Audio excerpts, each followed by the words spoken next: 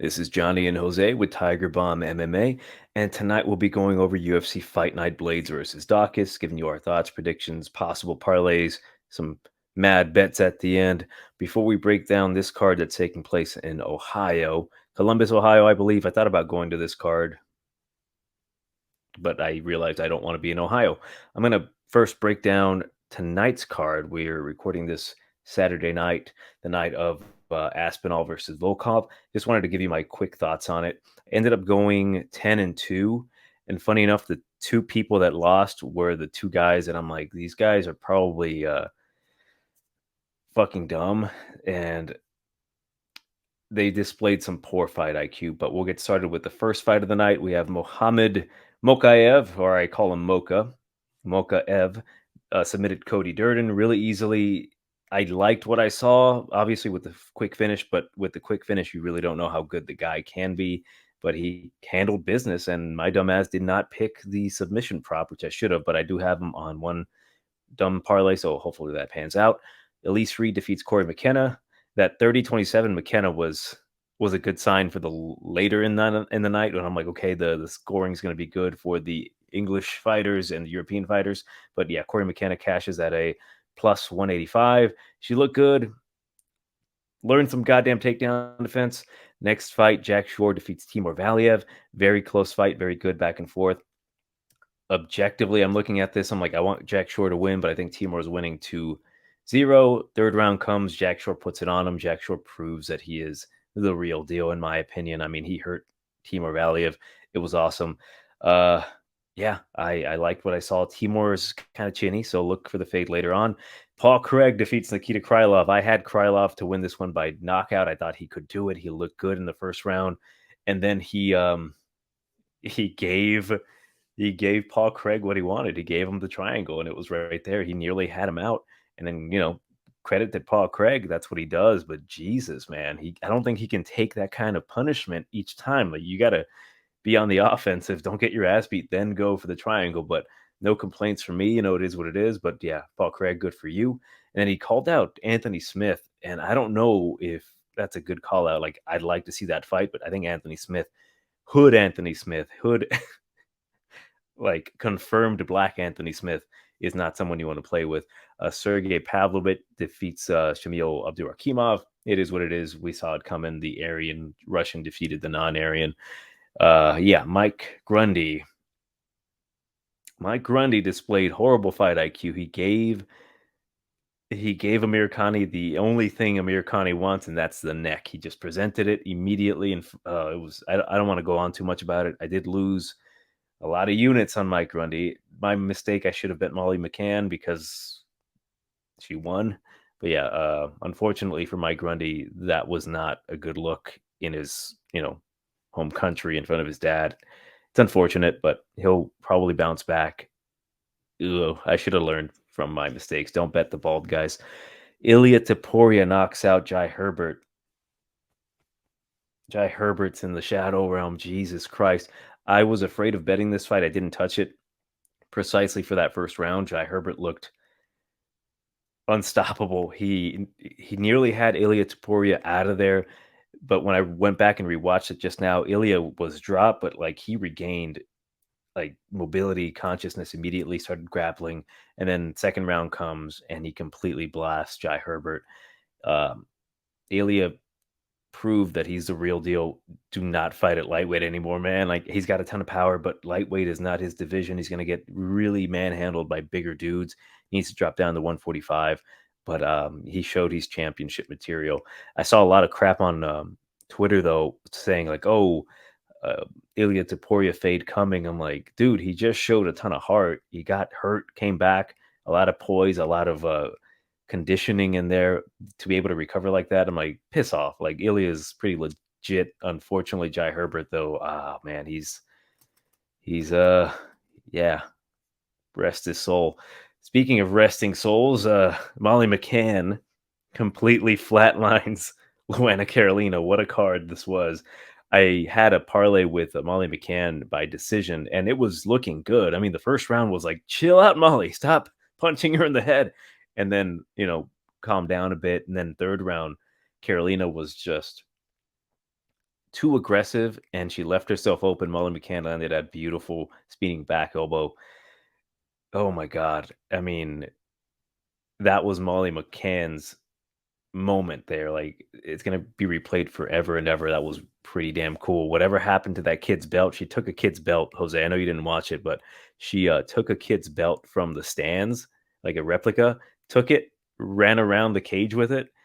She went inside the cage with it, and then she tossed it in the fucking air, and it dropped on the ground. I'm like, what a fucking bitch. But good for Molly McCann.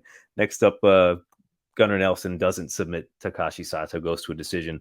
I mean, whatever. I know a lot of people had Gunnar by submission. I didn't touch that. I went straight because I was afraid of, ring rust. Ring rust happened. Patty Pimblett submits Kazula Vargas, cashes me out of my long parlay. Pisses me off. I'll talk more about the parlay than this fight because Patty looked a little sketchy in there, but once he got the back, it was game over. But my parlay, I went to cash it out, and it had been like maybe 30 minutes since Patty won, and they would not cash me out because some bullshit with their system. I had to actually go back hours later, and the issue was that there was a fight with Nathaniel Wood versus Shonen Ludwig, whatever. And because it had been canceled, they hadn't rated it yet. Pissed me off. Fuck that casino. I'm never going back to that one. But yeah, good on Patty Pimblett, looking to fade him in the future. Arnold Allen completely disregarded the power of Dan Hooker, treated him, and I hate to say this because I love Dan Hooker, but he treated him like a bitch. And it's like when the little brother just had enough of the big brother, and he just fucking ballistically disassembles him. And unfortunate for Dan Hooker, but God, that type of shit from Arnold Allen was nice to see. And finally, Tom Aspinall. I took my winnings from Elise Reed because I couldn't cash out the Patty Pimblett parlay. I had two separate casino plays. I cashed that one out immediately, and I bet it all on Aspinall by finish. And he does it so quickly. God bless the man. Brother Tom defeated the Jews, and he covered immediately. He looked phenomenal. I have not been as impressed by a performance like that in a long time. To do that to Volkov is absolutely stunning, is all I can say, because he handled him accordingly. No one does that to Volkov, and that was very impressive. This kid, I may be speaking too soon because it just, recency bias, but he might be future championship material. I think he is, and I think he's matching up well with a bunch of guys because of his absolute ease of taking down Volkov. I mean, Curtis Blaydes had issues taking down Volkov because he got tired, and his ground and pound, and of course that straight arm lock that he got on him was like, no shit, he's got long arms.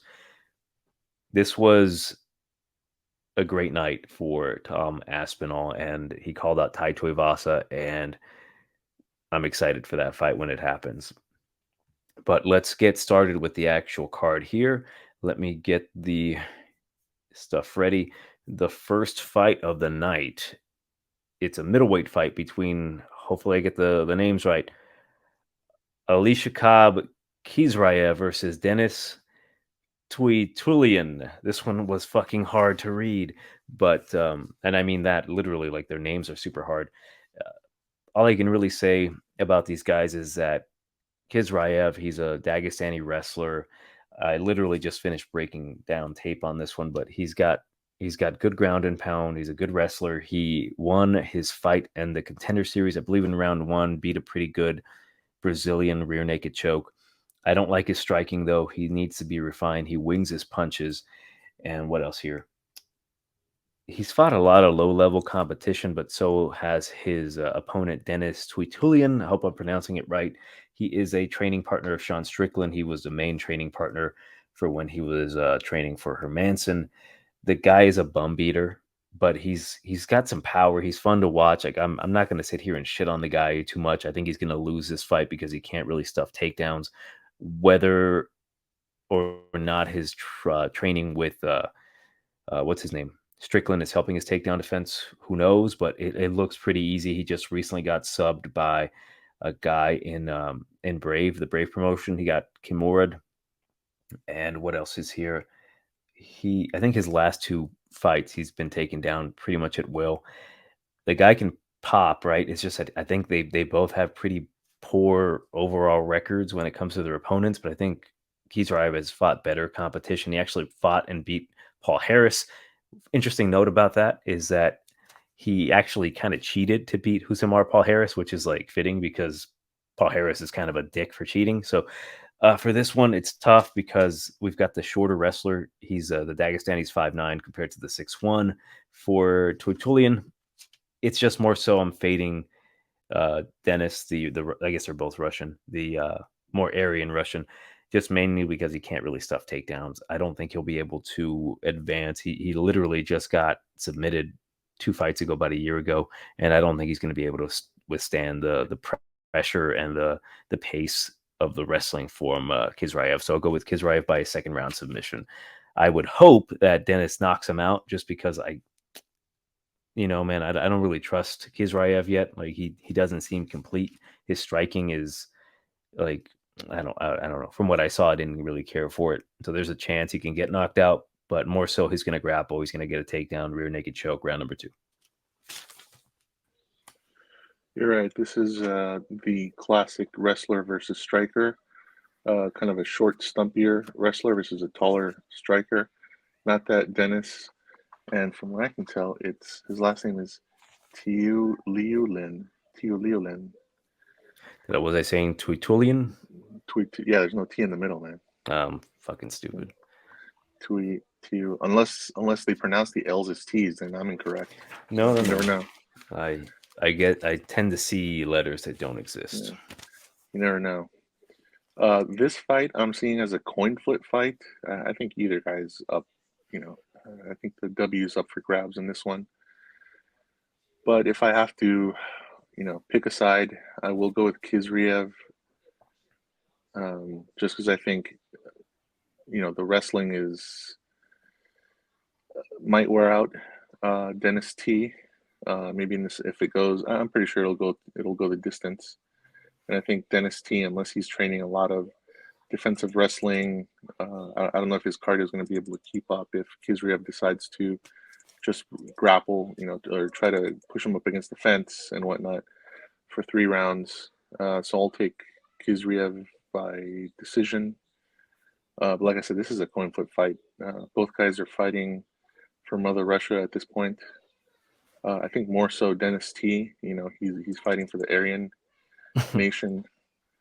So he's fighting to kind of keep the thing going with what's his name from this week, Sergey Pavlovich. So yeah. they're looking to heil Russia together back to back weeks. But I would say stay away from this one. This one's not really a good. I'm not getting a good. I'd say this is not a good fight to gauge your MMA betting prowess on. Either both guys still need to prove themselves before you bet on either one of these guys. So I'd say just stay away. Well, I forgot the odds because not only do I look like a mad cunt today, I am being a mad cunt. The odds currently are in favor of, what the fuck are they? Khizriev. You can get them as low, and this is as low as a minus 275. Come back on. Denis is plus 200, but he's as high as a minus 350. And I'm like, that territory is a no bueno for me. So yeah, I think it's pass for me. And let's move on to the next fight taking place at flyweight. Let me change the card early this time. We've got Jennifer Maia versus Manon Fiorot. The odds currently have it in favor of Fiorot. Very similar odds to a previous fight, minus about 350 at the highest, and then comeback on Jennifer Maia is about plus 260. And this one, I thought maybe it's Manon Fiorot's time to get faded, but I'm not so sure really. The more and more I see of her, even her past fights, I'm like, man, maybe I've kind of misjudged this girl because I saw her mainly as a striker. She makes those Power Ranger sounds, but she actually throws punches. I like what I see from her, and mostly because I was creeping on her Instagram, and guess who pops up on her Instagram? GSP, and GSP speaking some sort of French bullshit about how I'm assuming she approves of Manon Fiorot. So that's good enough for me.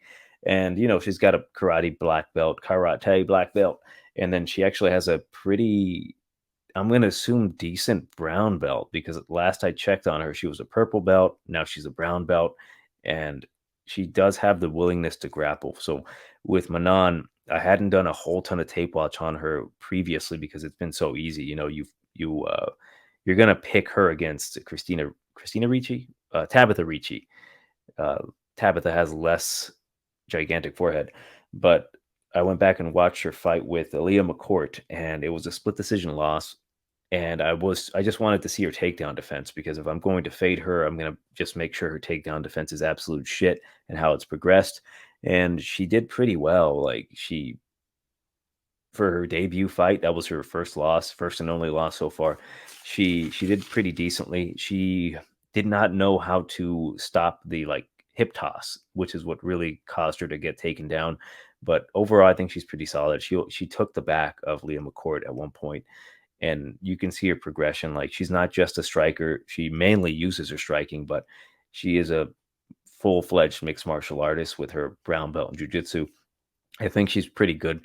I think she's good enough to withstand anything that Jennifer Maia is going to bring to the table. Jennifer Maia, I think her best bet isn't necessarily to take it to the ground, as most people might think, because I think Manon's too strong, being that she's going to be the taller girl. Let's see how tall she is. She's like 5'7" compared to the 5'4" of Jennifer Maia. If she gets double underhooks, like, Maya's really not going to be able to do anything. She's going to lift her up, put her on her tippy toes. And one thing about Jennifer Maia I wrote down is that, like, she has a huge weakness, and that weakness is fighting blonde fighters. And Manon Fiorot is a blonde fighter. And as we know, she's lost twice to the blonde fighter, Caitlin Chukagian. And I think Manon Fiorot, although she's not as good on the ground as Caitlin, and just looking back at Caitlin's entire career, because I was watching both fights with her and Maia, I'm like, Chukagian's really fucking good. Like, it's insane how good she really is. And it's just sad that if Valentina wasn't there, she would be champion right now, decisioning the shit out of everybody. But Jennifer Maia, she's willing to strike. I think her best shot is to try to knock out Manon Fiorot. Other than that, I really don't see much she can do. She's just going to get outpoint. I don't think she's going to get finished by Manon Fiorot. Jennifer's pretty damn tough. She's very respectable as a fighter. I mean, she took a round from Valentina. It's just, Manon Fiorot, she's number 15. She's fighting number 4. That's kind of a big skill gap, but I think Manon Fiorot is just very, very skilled with the striking. She does the front side kicks to the body. She's very aggressive. I mean, I like what I see from the girl. Like, she actually puts pop in her punches, as long as she can, really avoid any submission threat, which, now being a brown belt, we're going to see how good of a brown belt she is. I'm going to go with Manon Fiorot to get a decision. I think she's pretty much a lock. Maybe parlay her up, but being that it's women's MMA, don't parlay her up in every single parlay. But I'll go with Fiorot by decision. This is one of those where I'm going to say stay away from it as well. This is women's MMA.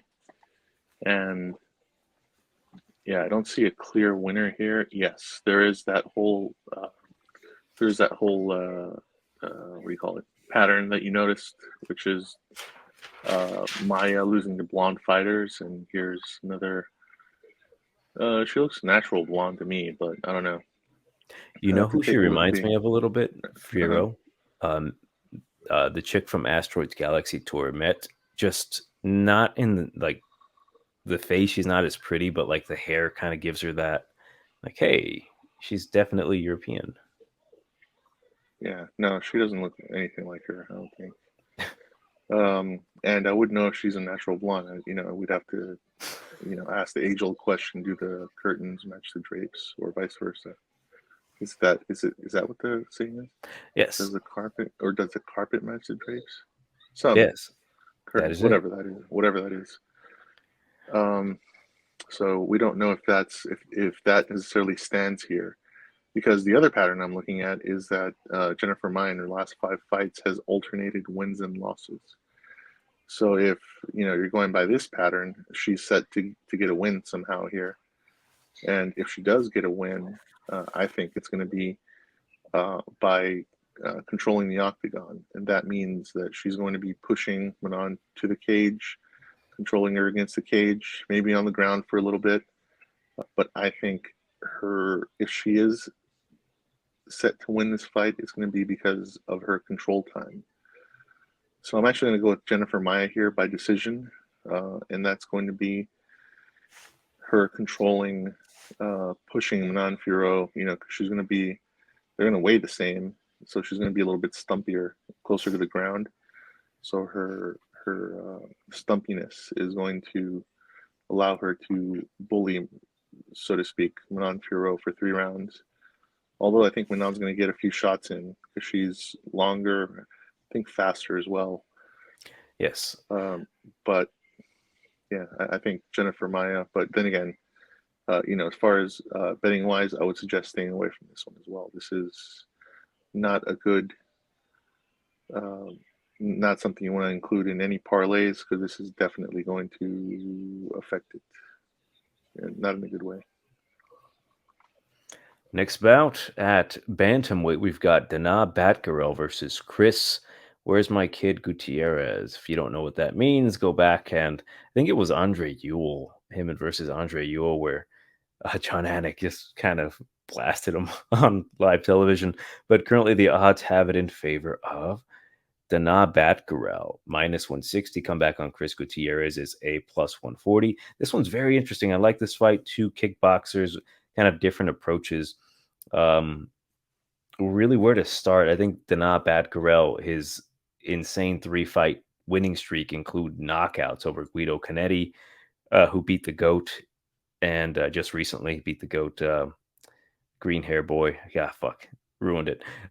Kevin Natividad and Brandon Davis. Brandon Davis is a tough guy, and I'm like, man, Brandon Davis could maybe beat Denis if he can extend the fight, uses grappling.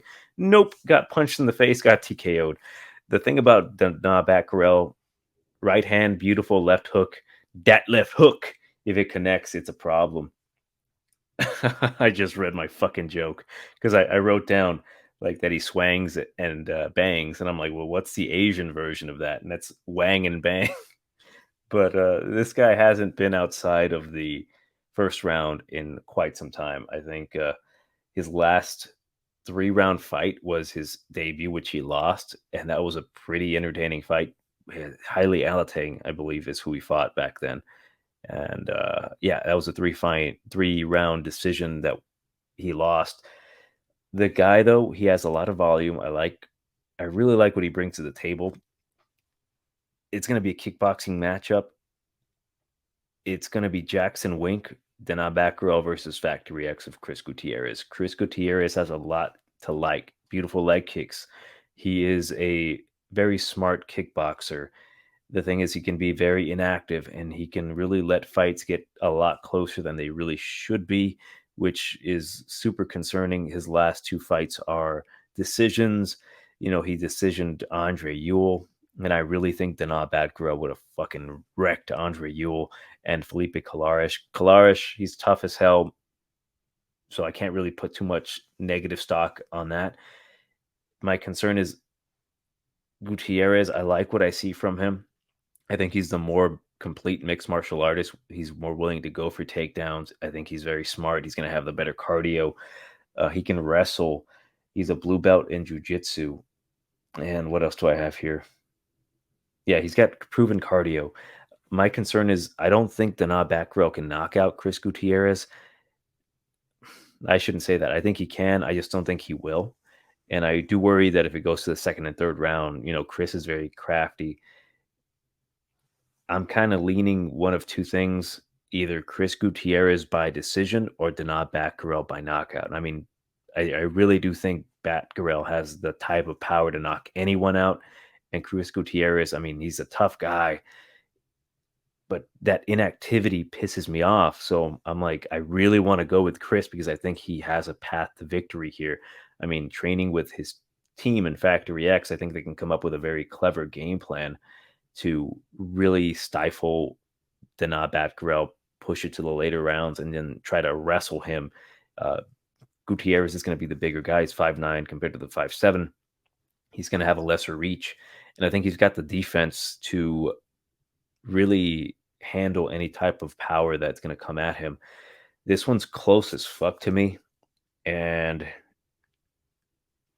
I don't know, man. This one's tough. I all day and all week, I'm like, I think Chris Gutierrez could take this one because the trend of Batgerel getting the knockout, is he going to be too comfortable with the idea of like, I can knock anyone out, so I'm going to try to do that? And what if he doesn't? What if Gutierrez, survives, takes him down, and then he ends up just riding the rounds out, rounds number 2 and 3 by side control, top control with a tired Batgerel?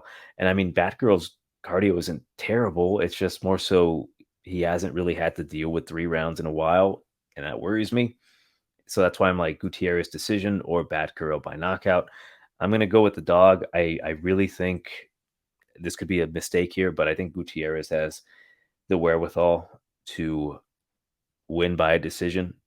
And I mean by a slight margin. It's just he has to perform. And I think if he lets his hands go, lets his kicks go, he can win this one by a decision. He just has to be very, very careful because Denis Batgerel is a bat out of hell when he tries to get that knockout. So I'm probably not touching this one, but I'll go with Chris Gutierrez by decision. I mean, I'm 50-50 in all honesty because I really think Batgerel can get the knockout. I'm shitty with props, so I'll go with Gutierrez by winning a decision. So, tough one.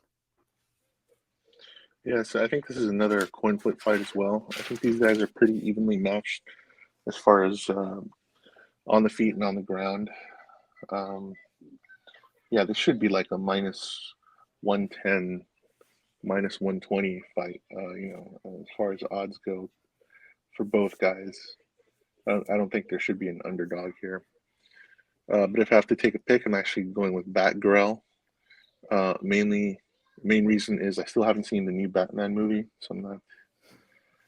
I don't know. I think that's a sign for me. The word bat. Also, Storm. That's probably the worst acting in any of the X-Men movies by Halle Berry. Storm. She kind of brought down those movies, so that's another sign right there. And the other thing is this guy's training at Jackson Wink, so I think that they're preparing him for bigger and bigger fights, and I think he's going to get past Gutierrez here by decision. Not going to be anything spectacular, but I think he has more upside to him, and the fact that I think they need more guys from Mongolia. I don't know how many guys they currently have in the UFC from Mongolia, but for sure they need. I know for sure Mongolia needs somebody to represent, and I think Batgerel is going to start to do so. Maybe not to the level of Paddy. What's his name? Paddy Pimblett. Pimblett, yes. I'm gonna call him Peppermint Patty, but yeah, don't have much more to add. This is a coin flip fight. I don't know if it'll be the most exciting fight from what I can see. This week's card with Volkov and Aspinall seemed like a pretty. I saw some of the highlights, and it seemed like a pretty exciting card. Mainly because it's not taking place in the Apex. That had a pretty loud crowd, so I think that added to a lot of the atmosphere from what I can see. But also, it gives the fighters, a lot more motivation to go out and perform. When they're not just performing in front of a bunch of douches in the Apex, who I don't know if they tell them not to yell or cheer or something, but it's always kind of weird. To me, it's always strange when they fight in the Apex because I see people there, but I'm like, are they fans? Are they like crew? Are they who are those douches? And why are they not? I think you can buy tickets. I'm not positive, but I think like they have certain limited seats, and I guess you can buy tickets. Okay. Well, still, I think this card, definitely the one in London was. They need more of that. They need to stop, fighting in the Apex and just start going where they have some sort of crowd. Well, yeah, this one's in Ohio. Okay, so I guess maybe they need to go back to the Apex instead of. I take back my statement. Shit.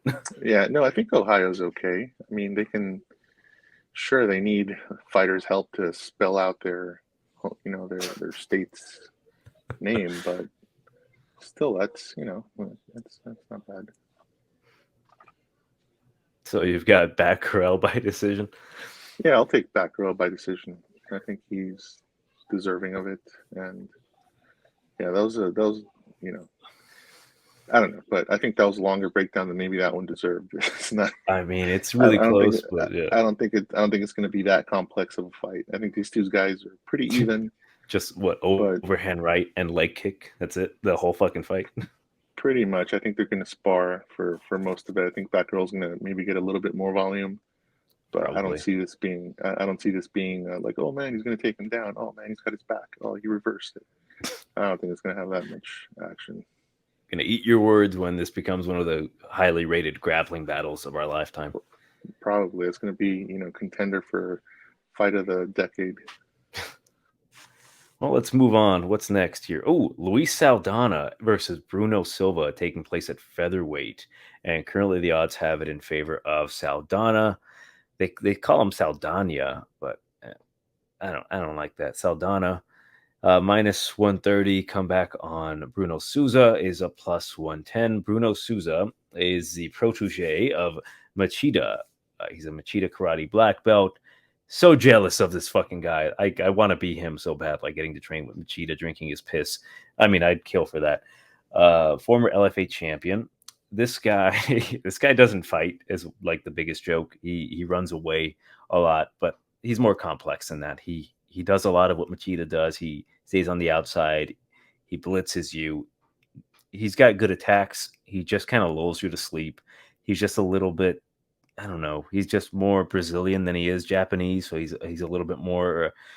I guess not aggressive isn't the word, but I guess somewhat aggressive. He attacks more. He leaves himself a bit more open. He's not as calculated as a Machida would be. He needs that half Japanese side of him. I mean, he's pretty solid as a fighter, point fighter. As I mentioned, he does a lot of the Power Ranger noise of like, and that can win him fights. Black belt in jiu-jitsu. What else? He's willing to wrestle. What is it? He's difficult to fight is what I wrote down, just because, again, just like Machida, he's using a lot of movement. He lulls you to sleep. Saldana, on the other hand, you can see in the first round of all of his fights that he's so talented. He's a great striker, very smooth, relaxed out there. He's got an educated left kick is what I wrote down. He throws that left kick beautifully, low, high, fast and loose, great striker, but he has cardio issues. So I cannot trust this guy. I mean, his last fight, granted, he might have been hurt by throwing a kick, but against Austin Lingo, he kind of punked out. His gas went on E immediately after the first round, and Austin Lingo, being the slower, sloppier fighter, punked him around. And I'm like, I don't like seeing that. And there's nothing that indicates that his cardio is going to get better. Maybe he's been running his miles on the treadmill. I can't really take that chance with Saldana. Again, he's fantastic on the feet. He's going to be more aggressive. I just don't think, from what I've seen, because once he gets tired, and although he looks good when people are there to get hit. And I don't think Bruno's going to be there to get hit. And I think he's going to frustrate Saldana, and just all that movement's going to tire him out, and it's going to be a very boring fight. Saldana is just going to, try to throw, and he's not going to hit anything. Even if he does, I mean, he has to attack the legs of Souza, and that's the smartest thing to do. Melsik did that just because his stance is so wide. Souza's, that is, for the karate stance. You have to attack the legs, slow him down. I just don't think Saldana has the cardio to really keep up with Bruno Souza. I think it's going to be a split decision, Bruno Souza's way. I mean, the guy wins fights. He's only lost twice in his entire career. He's never been knocked out. I mean, if Melsik couldn't knock him out, Saldana's not going to do it. And Saldana, I don't think he has the cardio to go 3 rounds with a guy like Saldana or with Souza. So I'm reluctantly choosing Souza to win by a decision. I think, he might even finish Saldana. I mean, the type of shit, he's just on the outside doing nothing, like skirting across the cage, and then out of nowhere he blitzes you, and you're like, what the fuck? Like a knee's in my face, and then you're out cold.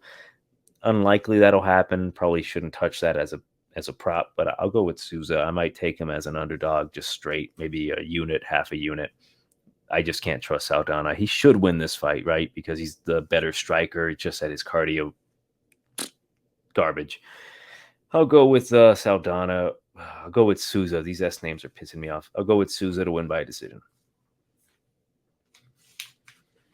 As much as it pains me, I think I'm going with Saldana on this one.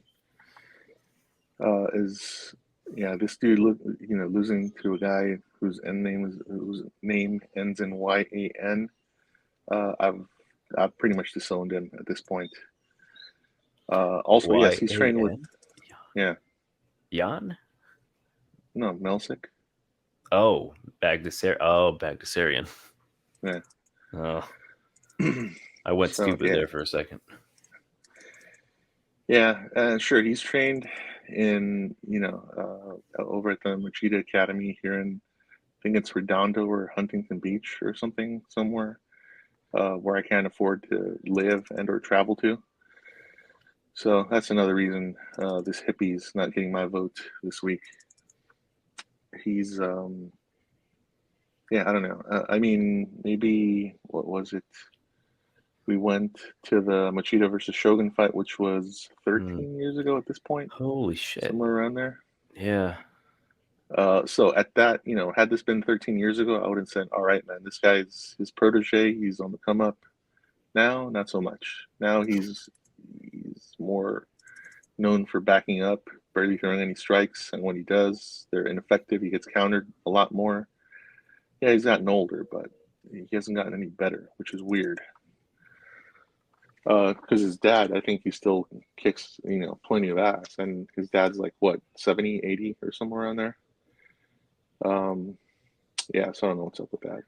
And you said, and funny, you said, Souza's more Brazil. What was it that you said? You said Souza's he's more Brazilian than Japanese. Yeah, so he's not as effective. Just like the Brazilian blood in him makes him want to be more aggressive, but like the karate's like, oh, hold it back. Yeah, so he's less likely to bow to you in respect, and more likely just to pull up on the back of somebody's motorcycle with their gun drawn and tell you to give up all your valuables. So yes, that is stereotypical, because that's what happens when you go to Brazil and you show you're either showing off that you have some money or you're dressed like you have money. Anyway. So I'm going with Saldana here, just because I don't believe in the Machida style of fighting as I once did. After that second fight with Shogun, I don't know what happened to him, man. That was his. That to me is the point where, what do you call it? The Machida era ended. Well, not just, the Machida era ended, but that was like, the Machida era was like only one fight, wasn't it? Yeah, it was just one fight. Like one fight. Two, technically. I mean, he knocked out, what's his name? Evans, which started the Machida era. Then he went to a decision with Shogun, and I guess technically one fight, one defense. Yeah, I mean, sure, it would be cool for me to take, selfies training at the Machida Academy if I could ever afford to go there or travel to that area, or take a selfie with Sensei Machida or any of the Machidas, or Chinzo Machida. Maybe not Chinzo. He got choked out by David Gallagher, so he's out of the family. Okay. Yeah, so I'm not putting as much stock on the James Machida. Gallagher. James Gallagher. The guy from Oasis? No. The guy from Oasis? Who the fuck am I thinking of? He's the Gallagher kid from Bellator, the fucking mini McGregor. I think it's James Gallagher. I get him fucking confused. Yeah, that sounds to me like the guy from the Wonderwall guy. Yeah, let's find out. Yeah, the one with the round sunglasses and the Patty Pimblett haircut. James Gal, not James Gandolfini. or him. I think he'd be a lot better sensei. He was a lot tougher on The Sopranos. Nobody messed with Yeah, I guess it is James Gallagher. They're Tony both Soprano. All right, moving on. Continue. Yeah, so I'll take Luis Saldana by by decision. Next fight taking place at lightweight, we've got Mark Diakiese versus Vyacheslav Borschchev. Slava Claus, the nickname. And currently the odds have it in favor of Slava Claus. Man, he's kind of resting around a minus 200. Come back on Diakiese's a plus 165. This one, I made a quick judgment on it when I went to the casino. I placed a bet with a Slava Claus, and I'm like, okay, I think he's gonna win. And then I started watching tape again. I'm like, ah, shit, maybe I jumped the gun a bit. Maybe I've done my thing again. I'm like, oh, I think this guy's gonna win. Let me do zero research and then just hope for the best. And then I'm watching tape and I'm like, oh man, I remember Mark Diakiese being a badass. He's beaten a lot of dudes. I mean, he's really fast. He's really athletic, really explosive. He's 5'10". He's got a 73-inch reach. He's fought guys like Joe Duffy and guys like Lando Venata, and he's beaten them. He's got nasty leg kicks and calf kicks. And then I'm like, oh, wait, didn't he get his ass beat by Nasrat Hakbaras? He kind of outboxed him. I'm like, yeah, that did happen. And then didn't he get his ass beat by Khizriev? I'm like, yeah, that did happen too. And I'm like, didn't he just lose to a 145er? I'm like, yeah, that did happen, didn't it? I think, unfortunately, Mark Diakiese's best days are behind him. Like, I think we finally saw his cap. I mean, he's knocking guys out like that. I forget his name. That I think he was Swiss. Let me make sure. Timaku Pacman. Let me make sure, because I remember rooting for the guy. Then he got stiffened up. What was his name? Timu Paklian. Yeah, knocking dudes like that out. Of course, that looks great. He stiffened him up, but it's like, I don't know, man. I don't think this guy's as skilled as we think he is. I mean, going back and watching Vyacheslav's fight with Harry Bush, it's like he was in some pretty nasty positions there. I mean, he was getting taken down, but he was getting back up. He was getting clipped, and I'm like, man, if Mark Diakiese can do that, that might be some issues with Borschchev in my parlay. But I just don't think Mark Diakiese's got it. I think he's good on the outside. He tries to grapple, which is fine, but if he's getting hurt by a 45er, I think Vyacheslav's going to put his lights out. And let me check my notes here, really, if I missed anything. He doesn't like pressure. Mark Diakiese doesn't like pressure. That's one thing I realized with the Mark Diakiese and Khizriev fight, is that if you pressure him like Khizriev did, like he just bum rushed him, attacked the body, it was disheartening to see for Mark Diakiese, a guy who was at one point being talked about like the next big thing. Borschchev, I don't want to necessarily jump on the train yet. He's only 6-1 with 1-0 in the UFC, beating a guy like Dakota Bush. That's not a bad win. I would say Dakota Bush looked really good. I think Dakota Bush is better than what most people think. He looked really good out there, very athletic. I mean, I would assume that Mark Diakiese would be more athletic because of obvious reasons, if you know what I'm saying. But I think with how dangerous Borschchev is in the pocket, like, I mean, he's a bastard in the pocket. I mean, he destroyed Harry Bush with a liver shot. I mean, it was beautiful. It's just, I do worry that Borschchev's going to get possibly knocked out. He might be overconfident with his hands. I think Mark Diakiese's fast, but I don't think he's as fast as, Dakota Bush. He was really fast that night.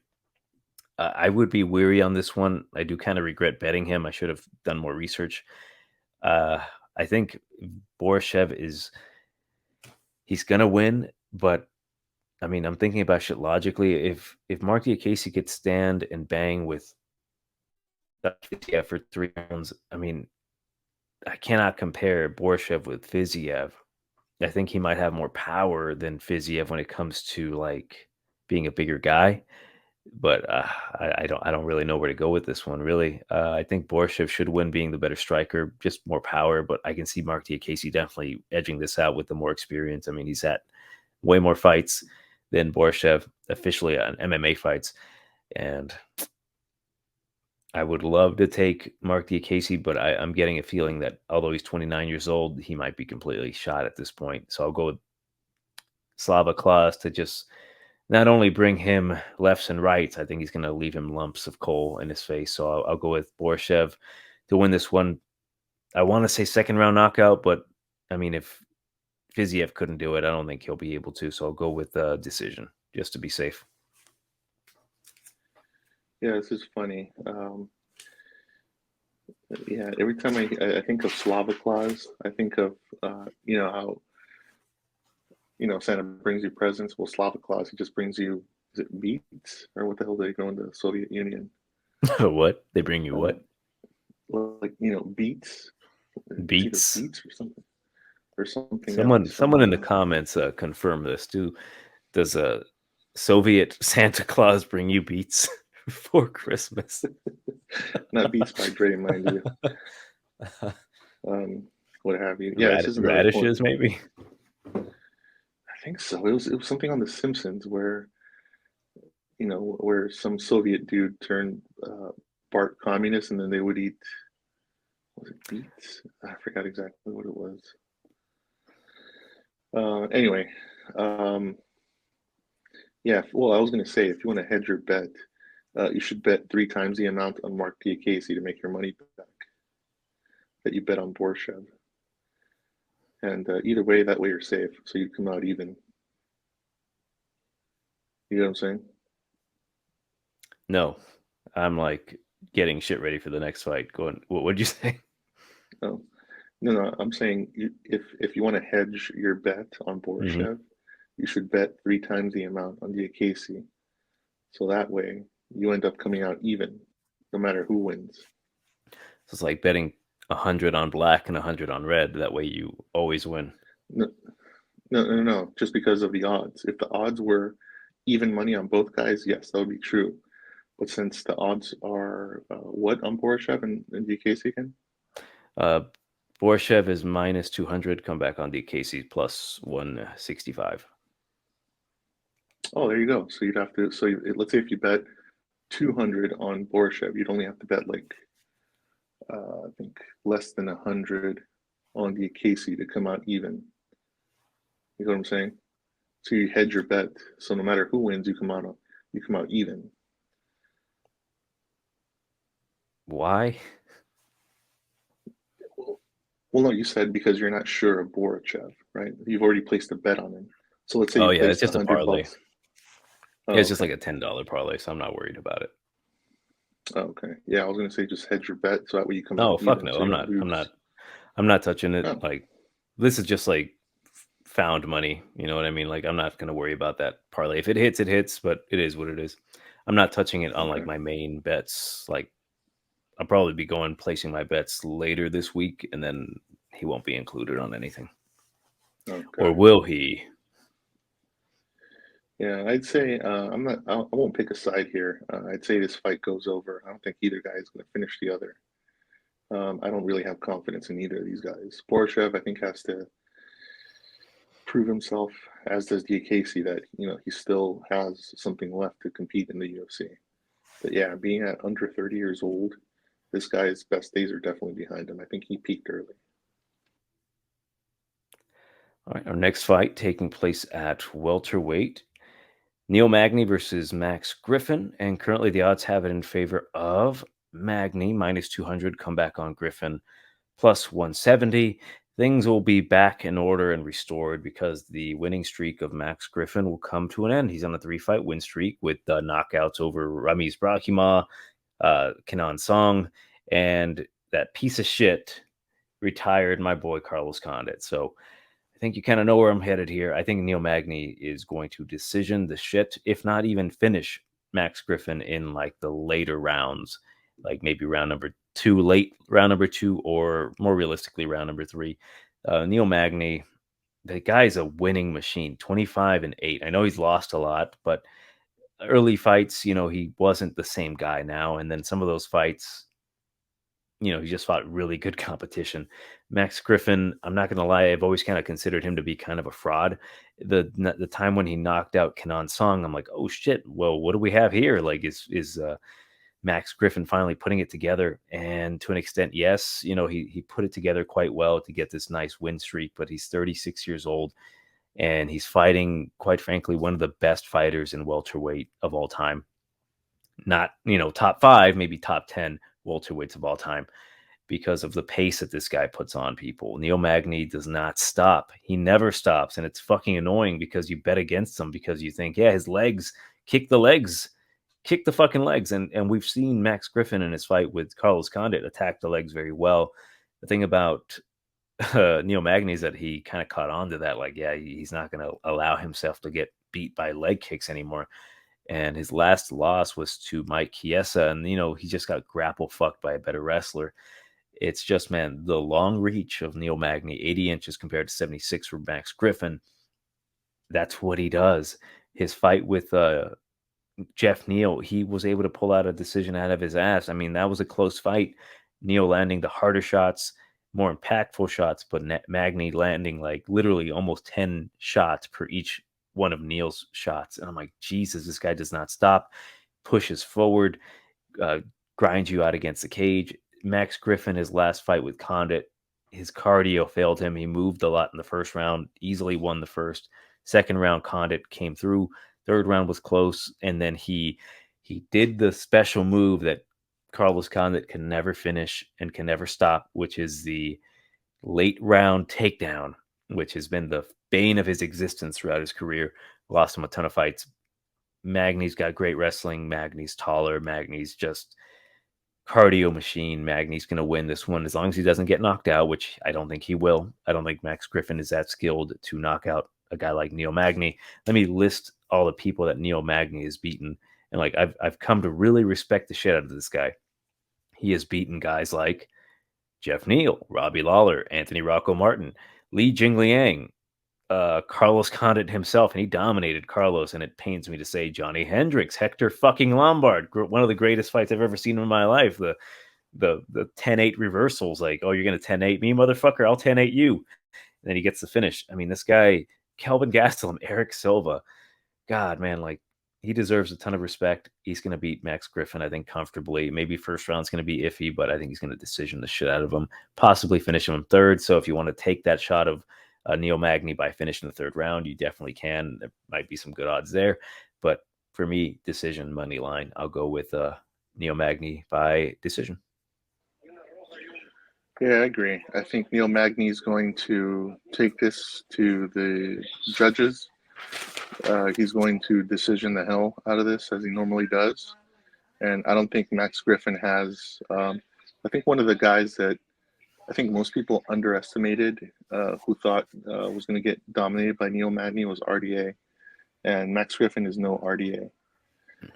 So I think Neil's just going to do his regular thing and just control the fight for 3 rounds. So I'm also taking Neil Magny by decision. But there's a possibility he might wear him out, depending on what Max Griffin's cardio's like. He might wear him out toward the third round and maybe get a rear naked choke on the ground. So that's a possibility, but I'd say more often than not, his wins come off of just high volume decisions. So I see that being the likeliest of cases for this fight. Next bout taking place at flyweight. We've got David Dvorak versus Matheus Nicolau. Currently, the odds have it in favor of Dvorak, minus 140. Come back on Nicolau, plus 120. This one was interesting because I'm breaking down tape on Dvorak, and just like Vyacheslav, I actually put him on a parlay with him. And I'm like, oh, did I make a mistake? Because, Matheus Nicolau, he's looked good, fought arguably better competition. I mean, definitely better competition. Manel Cape and fucking the greatest of all time now, Tim Elliott. And I'm like, oh man, did I make a mistake? And then I'm looking at tape up again of David Dvorak. I know he just knocked out, or he didn't knock out, he finished the guy on short notice, who was like 4-0, 4-1, Juan Camillo Ronderos, and I'm like, okay, he did what he was supposed to do, and he beat Jordan Espinoza, Bruno Silva. I mean, shit, Bruno Silva, I hold him in high regard, so I don't know if this competition being better now that I look at it. But there was a couple things that I noticed about Dvorak, and I think most people know that his IQ is through the roof. This guy's a very smart guy. It's been said all the time he plays chess, and the thing about that is that it really translates well in the cage because you see him making little reads. And all I really have to say about his fight IQ is one particular thing I noticed in the Espinoza fight, and it blew my fucking mind. I had to rewatch it just to make sure I'm looking at this thing right. And he essentially won that fight with just leg kicks. He was leg kicking Espinoza. Espinoza's a very fast guy, slowed him down with leg kicks. He's in the orthodox stance, and I think Espinoza was in the southpaw stance. So he's attacking the lead leg. I believe that was the case. Let me make sure. No, they were both orthodox. So they're both orthodox, and he's attacking the lead leg with his rear leg and really hurts Espinoza with that leg. He switches stances, Espinoza does. Dvorak kind of moves forward and notices the stance switch. He backs away from Espinoza. Like, why is he backing away? So Espinoza can move forward and put more pressure on that leg. And then Dvorak switches his stance and he starts throwing the outside leg kick to the new lead leg of Espinoza. I'm like, this son of a bitch did that on purpose. He allowed himself to back up. That way Espinoza would move forward, thus causing more strain on the leg, causing him to walk further, kind of get a gauge of how damaged the leg is. I'm like, this motherfucker's smart as shit. It's like, it blew my fucking mind of how smart that was. I would have never thought of it. And that's how this guy fights. He analyzes things very, very pinpoint. He's 20-0 for a reason. Or, I'm sorry, 20-3. Not I believe he's fully undefeated in the UFC. I like what I see from the guy. Honestly, though, I think Mateus Nicolau might be the more dynamic, more skilled guy because Dvorak kind of started training when he was 17. Nicolau being a black belt in jiu-jitsu, you can see that he's very skilled. He's got good hands. He doesn't like being pressured, though. And I thought this would be a lot closer when I started doing tape on it. Arguably, though, Mateus Nicolau could be 0-2 in the UFC. Manel Kape, I thought he did enough to beat him. But in reality, though, like, I know Manel Kape's got a good streak going here of getting knockouts, but the guy, he was not the same guy when he came into the UFC for his first two fights. He did not do shit in the first round against Mateus Nicolau. He was hurting him in the second round. Then he let his, I guess he let he left, fuck. He let his, he put his foot off the gas, is what I'm trying to say. He didn't throw as much. So he essentially let himself lose. And the fight with Elliott, that was a weird fucking fight. Elliott was winning that fight. And then again, Elliott made some stupid mistakes in there, thought he was winning. The third round came. He could not get off of his back. It was just like, dude, Mateus Nicolau, he's literally edging these fights by decision by the skin of his teeth. And not to say he's not a skilled guy, but I do consider him to be quite chinny. I think David Dvorak's going to take advantage of that. He's going to pressure Mateus Nicolau. He's going to stuff the takedowns because Nicolau's going to want to try to grapple. David Dvorak, what is he? I don't think I have what his particular ranking is in jiu-jitsu. I really couldn't find much on him officially. He's just very well-rounded. I'll go with David Dvorak to win this one by decision. Love to see him knock out Mateus Nicolau, though. I think he has the power to do so. But I think he's going to be very clever about this and edge out a decision pretty comfortably, 30-27. Funny thing, I was looking at the weight class for this fight, and I was like 125. These guys in their pictures, to me, they look like lightweights or somewhere between lightweight and middleweight. But I guess when these guys in real life, they're like Czech and Brazilian. What's that guy that just got beat? He has a really high pitched foot. They're like Marlon Rice. It's like you hear that in their interviews. Yeah, they're gonna have that super high pitched voice, but they look like all tough. And then Oh Like shit. from far away, they're gonna be like, oh man. But then when they start walking toward you, like you look, your gaze goes lower and lower and lower. Do you remember when Anyway, Marlon blamed a performance on having diarrhea? He's like, "I sorry for the performance. I have diarrhea." I'm like, "Oh my god, what the fuck, Marlon?" I was like, "Oh shit, okay." Like we didn't need to know that, dude. it's yeah, man. It's some of these guys, I swear. But this should be a pretty good back and forth fight.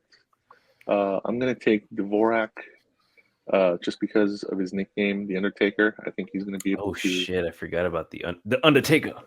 yeah, yeah. I have some something I want to say during our break, but um, yeah, I'll take Dvorak by decision. I think he's gonna be the harder hitter, and I think he's gonna just have more volume up on Nicolau.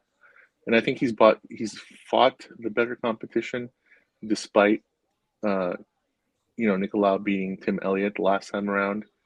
Uh, I think I think overall um, he's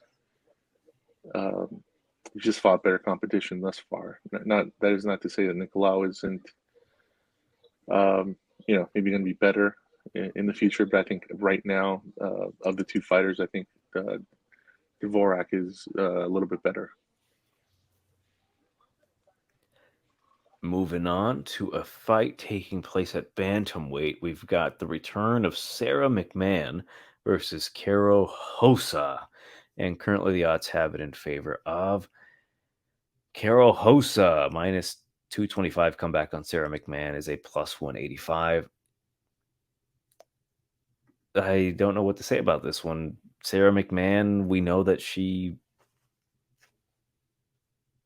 has mental lapses in there. She can be dominating a first round, and then second round comes along and things don't go her way, and then she's known to tap.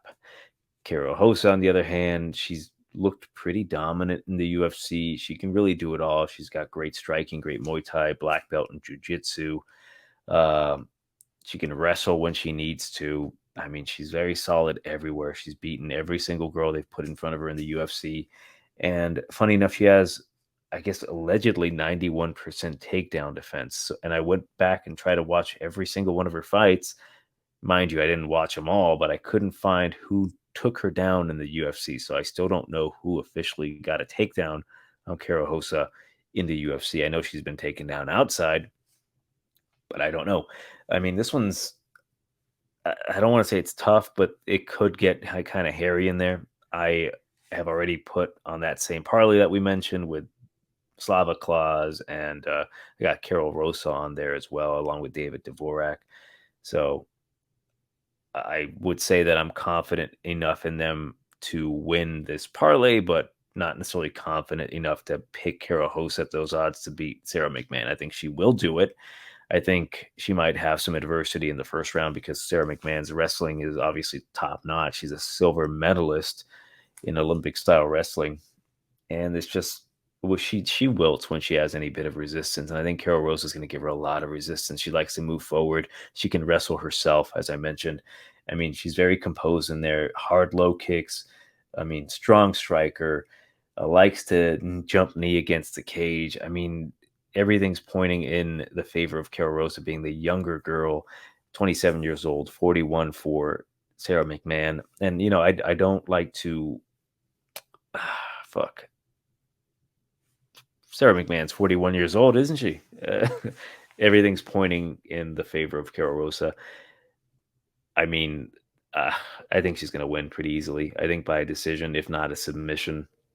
I mean, that might be the best play, Carol Rosa by submission to get that. Sarah McMahon, I think her time is up. As much as I like Sarah McMahon, like to me, this is the hottest women's MMA fight. I'm just a sucker for curly hair, and they both have the curly hair. Or maybe I secretly just want to bang Benson Henderson. But I'll go with Carol Hosa to win this one by, just to be safe, a decision. I think, Carol Hosa hasn't gotten a finish in the UFC yet. She's had chances against Betch Kohea, but she couldn't get her out of there. I think it'll be safe for her to get the decision. Probably bet her by submission, though, but I'll go with Carol Hosa by decision. I'm actually going with Carol as well. However, I should say, um, Yeah, the thing I've never understood about Sarah McMann is why she's never bothered to use Vince McMahon's entrance music. Um, that's always dumbfounded me. I'm like that would be like the perfect thing to get yourself kind of your Well, name out there, even though you're not. it's kind of like there's no chance in hell she's gonna not get submitted, or what's there's really no I don't point. know. It's only if she's a world beater, but she's out here tapping out. Well, I mean, it's I thought it would have been interesting to do that. And actually, funny thing, I actually looked up, and it's not The Simpsons. It's an American Dad episode called Red October Sky, where there's a communist from Stan's past that tries to turn Steve into, try to convert him to communism. And yeah, I'm trying to find the episode. Anyway, it doesn't. It might be maybe parsnips that they're eating, that they would eat in the I Soviet Union. I think I remember seeing that episode, and I was thinking of that, but I'm like, maybe there was a Simpsons episode where communism is involved, because I don't fucking watch old or new episodes of The Simpsons, so who the fuck knows? Yeah, I'm trying to. Anyway, yeah. So back to Carol. Yeah, Carol's pretty hot. She's got that wavy hair going. She's in her 20s. Unfortunately for Sarah, she's in her 40s now. She's still trying to fight, which tells me that she didn't do a good job investing, what little money she's made in the UFC. So she's still trying to make ends meet, and that sucks because she is going to take another L here. Not sure what her contract looks like, but this may be her last fight, depending on how bad she looks. Because Carol is going to go in there and dominate. I believe, maybe 10 plus years ago, Sarah may have had a chance, but not as of yet. Carol, unfortunately, is on her way out. Like, what's her name? You said Carol or Sarah? No, I'm sorry. Sarah is on her way out. Like, who's that lady? Kind of the nerdy lady who would go out dressed like a Super Oh, Saiyan with the wig. She just retired. I yeah, think either her Roxanne Modaffari. yeah, yeah, Roxanne. She's like, she's part of that generation, or even a generation older than Roxanne, actually. But yeah, it's to me it doesn't make sense. Why she's still there competitively, because the girls, especially at 135, this is the what's her name? Just beat Well, Leola. oh, What's her name? She just won the belt. She shocked everybody. Juliana Pena. Oh, well, funny Yes. enough, Sarah McMahon's last loss was against Juliana Pena, where a fight where she was completely dominating until she got submitted. Yeah, that was pretty hilarious. Yeah. Or should we say, Valentina's next weight class, 135. As soon as she figures out, according to what I've been seeing on Instagram, Valentina's still in Kyrgyzstan, just living the life. And I don't know if she's going to come back. Do we really want to see a second fight with the blonde fighter? Watch her get dominated and just realize that she's never going to get that title as long as Valentina's in the division? Or do we want to see Valentina have an actual, challenge ahead of her by beating the girl who beat, in turn, her greatest nemesis, Amanda Nunes, and then having a third fight with Amanda and then losing, and then having Amanda lose to Juliana Pena once again, and then having a chance.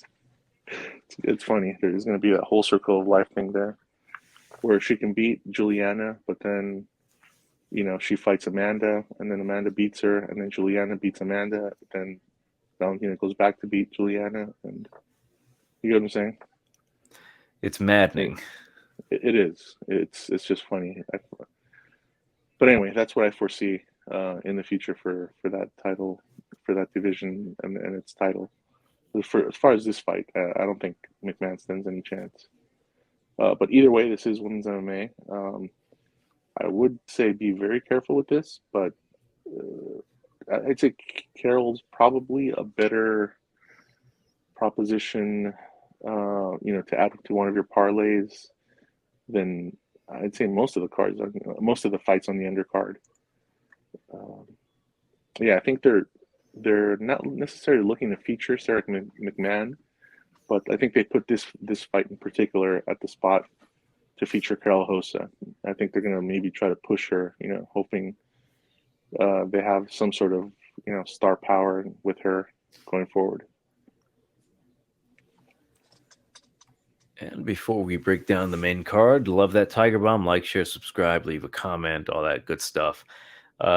You said you had something to say during the break, Jose. Yeah, man. Razor, I don't know if we said it last week, but Razor Ramon passed away. Oh, He yeah. was, No, we didn't say anything. Yeah, one of the OGs. I think I said something about something else, but I don't recall saying anything about Razor. But yeah, man, I was pretty sad. Either he passed away or they just took him off life support and killed him. So I'm not entirely sure, but according to what I'm reading, his family murdered him by taking him off life support. Those bastards. But I only have, since I never actually worked with the guy or had any sort of contact with him, I only have cool memories, which was watching a lot of his matches. And actually, funny thing, I was remembering as a kid, I actually got into throwing toothpicks at people because of him. Me too. I still do that shit to this day, and I got really fucking good at it too. So whenever me and my girlfriend leave, she's gonna get a toothpick to the fucking face. Should I say when we leave a restaurant? I'm like, yeah. Well, it would be funny if you just as soon as you walk out the door, she turns around and, like, there's toothpicks flying at her. Oh, she's actually learned to, like, whenever she's at a restaurant, she steals a bunch of toothpicks for me because I'm like flicking them. Like, I'm really goddamn good at flicking toothpicks. I also like doing the remember when Razor or Scott Hall back in the NWO, he would like do that little side shuffle into under the ladder and something like that. Was fucking dope. Yeah, I remember I wanted to get a perm mullet, but I was pretty broke, so that never happened. I remember I always wanted to be Cuban because of Razor Ramon, and then I realized, like, nah, I don't really want to be Cuban. No, I would have said no. Go drown yourself. Yeah, I always wanted that perm mullet, and I thought, I don't know if I could pull off all those chains though, but those fuchsia pants, I was like, yeah, that'll be pretty cool to.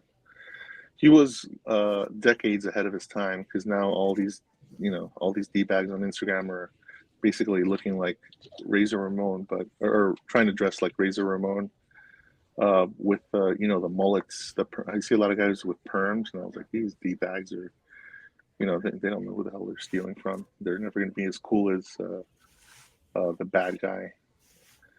Anyway, yeah, so that's pretty sad news, but thought I'd bring it up for any wrestling fans, even though it's not MMA related. But it was just such a big part of entertainment growing up.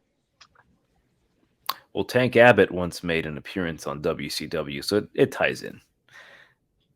But let's move on to the main card. We've got the Battle of the Big Bald Boys. We've got Alexei Oleinik versus Ilir Latifi at heavyweight, and currently the odds have it at Alexei Oleinik. He's a plus 125. Ilir Latifi is a minus 145. This one it's tough. I'm not going to be beating around the bush. It's really tough. They're both bald. They're both thick boys.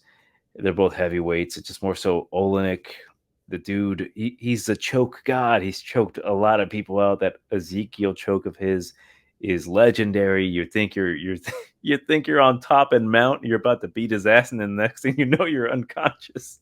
I'm like, what a son of a bitch this boa constrictor is. 44 years old, though. He's not looked the same since his initial, run in the UFC. Like, he's just had it kind of rough as of late. He's got Derek Lewis knocking him out, Chris Daukaus knocking him out, Sergey Spivak. I mean, to be fair, I bet Sergey Spivak and I was sweating it out because Oleinik was very scrappy. He did not want to lose that fight.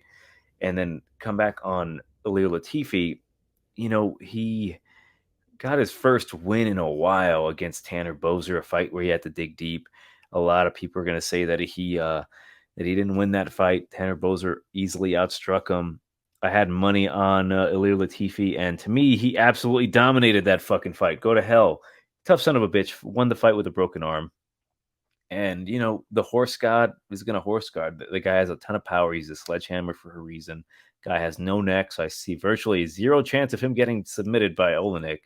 But in reality, this fight's really tough. I think it should be a pick 'em. I mean, the reason Oleinik is, or I'm sorry, reason Latifi is a favorite is mainly because Oleinik is 44 years old, really hasn't looked the same, and he's fighting a wrestler that can stuff his takedowns. And yeah, Latifi, he's gonna have to really crack Oleinik, and I think he can. Oleinik, I mean, the fight with him and Chris Daukaus, what I didn't like is that he covered up, he kind of turned his back, and he just didn't want it anymore. And I think Latifi can put him in that spot. It could even go to a decision, quite possibly, just because again, they're both really tough guys. I mean, you got to respect both these guys, but I have to lean Latifi. This is one of the spots where I won't touch it. I'm not confident enough in either guy to really get it done because Oleinik being 44 years old. I mean, Latifi's not a young guy. He's 38, but I think he just has a little bit more left in the tank. The fact that he was willing to grind it through and beat Tanner Boser. I mean, fucking ticket cash like real fucking money. So he beat Tanner Boser. I mean, I think I'll have to go with him. Just more of a fade on Oleinik. I mean, Oleinik's crappy as shit. He's got 56, 59, like almost 60 some fights, man. Shit, more than that. He's got 76 fights overall. It might be time to hang him up, but it'd be nice to see him walk off in the sunset, with a win. But I'll go with Latifi to win this one. I'll say if everything's working in order for Latifi, he hasn't fought in 9 months and his arm's back and healed, I think he can knock out Oleinik. I mean, he hits fucking hard. He's going to have to go in there, and I think Oleinik's going to really show his age. But we'll see. I mean, Oleinik cracks hard too, and Latifi's been knocked out as well. So maybe the under would be smart. Probably don't touch it though, but I go with Latifi by second round KO. I'm taking Oleinik here. I'm actually going to take him by first or second round submission. Even at light heavyweight, I don't think Ilir Latifi was known for his cardio. Least of all going up to heavyweight. It's like this guy, he didn't take the John Jones approach or the damn it, what's the Alistair Overeem approach, where he was like a tall, skinny guy at light heavyweight way back when he fought in Pride. He fought against Chuck Liddell and whatnot. He was like a tall, skinny kid. Then he had, several years of horse meat therapy. And then he became, the demolition man. So Ilir Latifi didn't take that route. He just, went straight up, and kept his local KFC in business. And he just put on like, what is it, 35 pounds. It looks like it. This guy doesn't, he's never really had cardio, but least of all at heavyweight from what I've seen.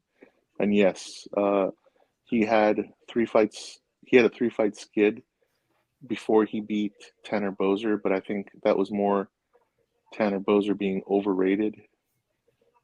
Whereas, yes, Oleinik also has a 3-fight skid, but he has a 3-fight skid against 2 monsters and Chris Daukaus.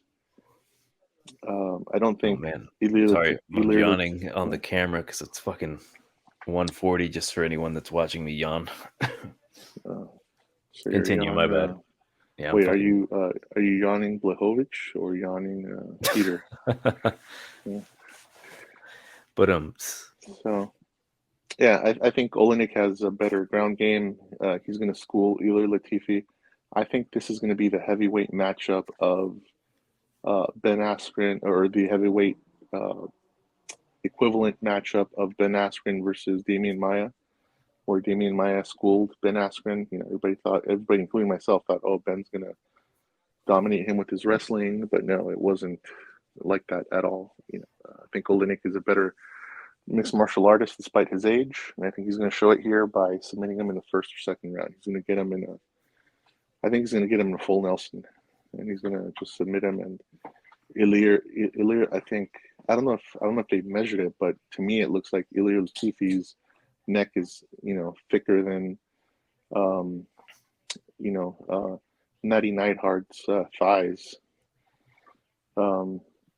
But anyway, that's skipping off into another promotion, another sport altogether. I respect the comment. But I think that's, she's out there. If she would let me measure her thighs to confirm, I'd be more than happy to. But I'm going to take Alexei here. I'm going to take his constricting over Ilir's huffing and puffing. That makes it look kind of like he's wrestling any day of the week, even though he is 4 years. No, excuse me, 6 years. I can't do math anymore. Apparently, 6 years is senior. But Jesus, Alexei has almost as many losses and draws as Ilir has total fights. So there's, all that experience that goes, that I'm taking into account as well. So I'm going with Oleinik, maybe one of his last fights in the UFC. Even as tough as I think he is, I don't know if they're going to let him back into the country next time. So okay. And enjoy him while you can. Our next fight taking place at welterweight, we've got Matt Brown versus Bryan Barberena. Currently, the odds are dead even. We've got -110, -110 for each. I understand why, but to me, honestly, this would be a very easy matchup for me. I think Bryan Barberena is going to TKO Matt Brown in the third round via body shot. And just to be very quick with this one, because, Matt Brown, I love Matt Brown. I think I've mentioned it multiple times. I'll just say it again. When Matt Brown fought Eric Silva, I was supposed to go out with my then girlfriend to a fucking river rafting bullshit. I was invited last minute. I'm like, no, I am going to stay and watch Matt Brown fight Eric Silva. And our relationship crumbled after that. And I made the right fucking decision because I'm watching that fucking fight and Matt Brown's getting hurt to the body and he comes back and he hits Eric Silva to the body and then he ends up finishing Eric Silva. I get up and the sheer adrenaline attacks my kidney so much that I fall to the ground in pain. It's like a sympathy pain or something from the body shots or whatever. And I'm like, Matt Brown. It was fucking insane. It's one of those memories of Matt Brown and of fighters that I always cherish. I'm like, I was eating a big ass bowl of cereal and I nearly spilt it all over myself, just kind of jumping up with joy. It's just little things like that of Matt Brown. One of my favorite fighters really to watch of all time, the elbows. He broke Diego Sanchez, for fuck's sake. He's the one who turned him into a nutcase. I mean, Diego was a nutcase already, but he completely he went full cuckoo. But man, the guy, as we know, he gets hurt to the body a lot. He's not as durable as he used to be. He is 41 years old. He's got 18 losses. He's 23-18. Man, it's not a good look. I mean, he's at the tail end of his career. I did fade him against Diego Lima, and let's all be real here. 100%. Diego Lima was winning that fight until he got knocked out. And I know that's not an excuse because I picked him to win, but you go back and watch it. I mean, Matt Brown looked completely old. He looked like he just couldn't hang anymore. And yes, he knocked out Diego Lima, which is awesome, right? Diego's got a fucking weak ass chin. He's not as tough. He doesn't like pressure. And he could not really withstand the power that Matt Brown does clearly possess. It's just that Matt Brown did not look good. He didn't look good at all. He looked like a shell of himself, but power's the last thing to go. And I think Matt Brown can wrestle. I don't think he can wrestle for 3 rounds. Carlos Condit kind of proved that. He tried to wrestle Condit in the first round of their fight, and he kind of lost steam afterwards. And, leg kicks were kind of getting to him against Diego Lima. He was landing a ton of leg kicks on him. And again, the fucking body has always been his issue. I mean, the guy lost to Jake Ellenberger via body kick. When's the last time Jake Ellenberger landed a body kick, let alone finished anyone with it?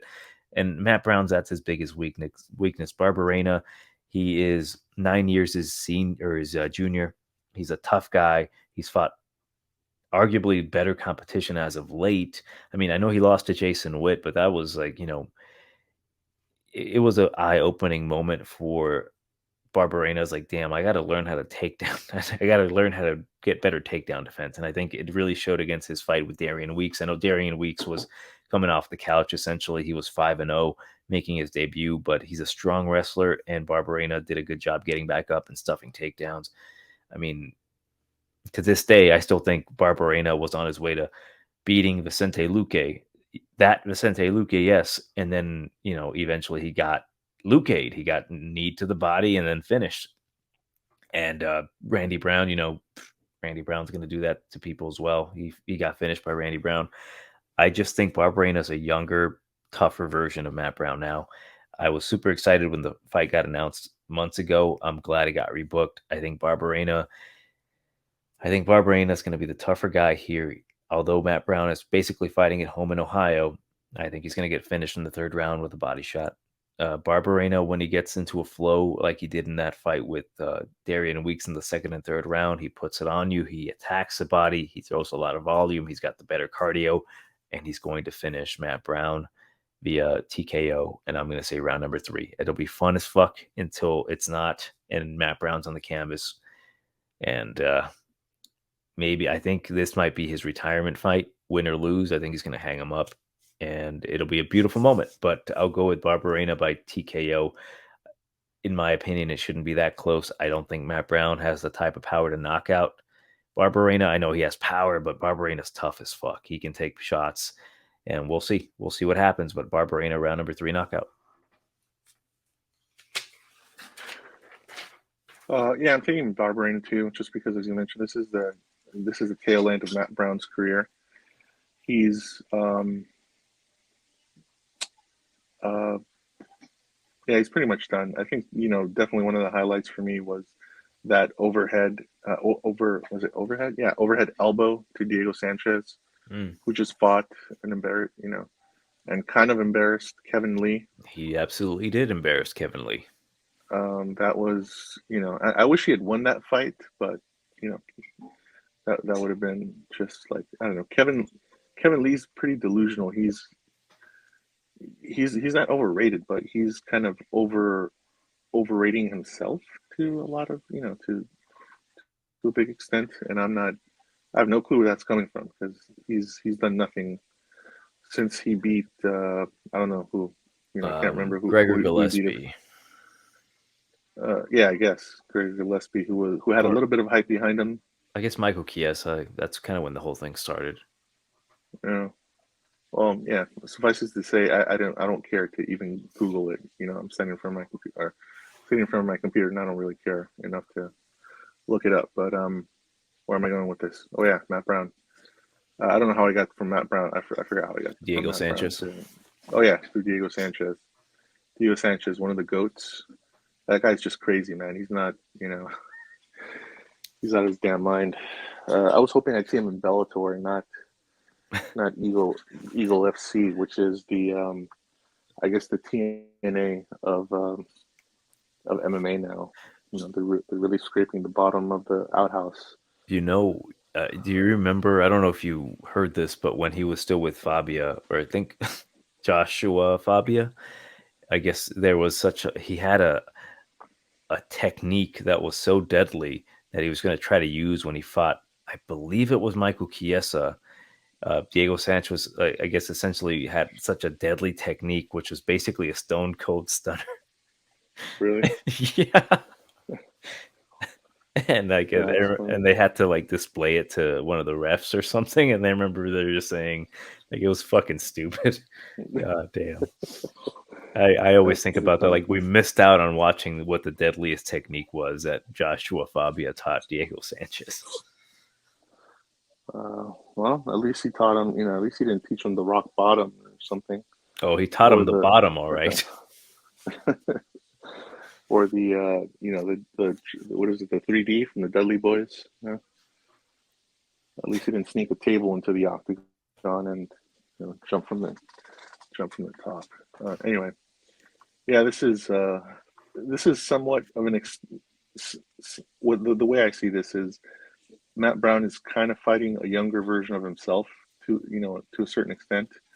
Brian Barberena, I don't think he's ever going to have the highlights that Matt Brown had, but yeah, it's kind of I don't really see it any other way.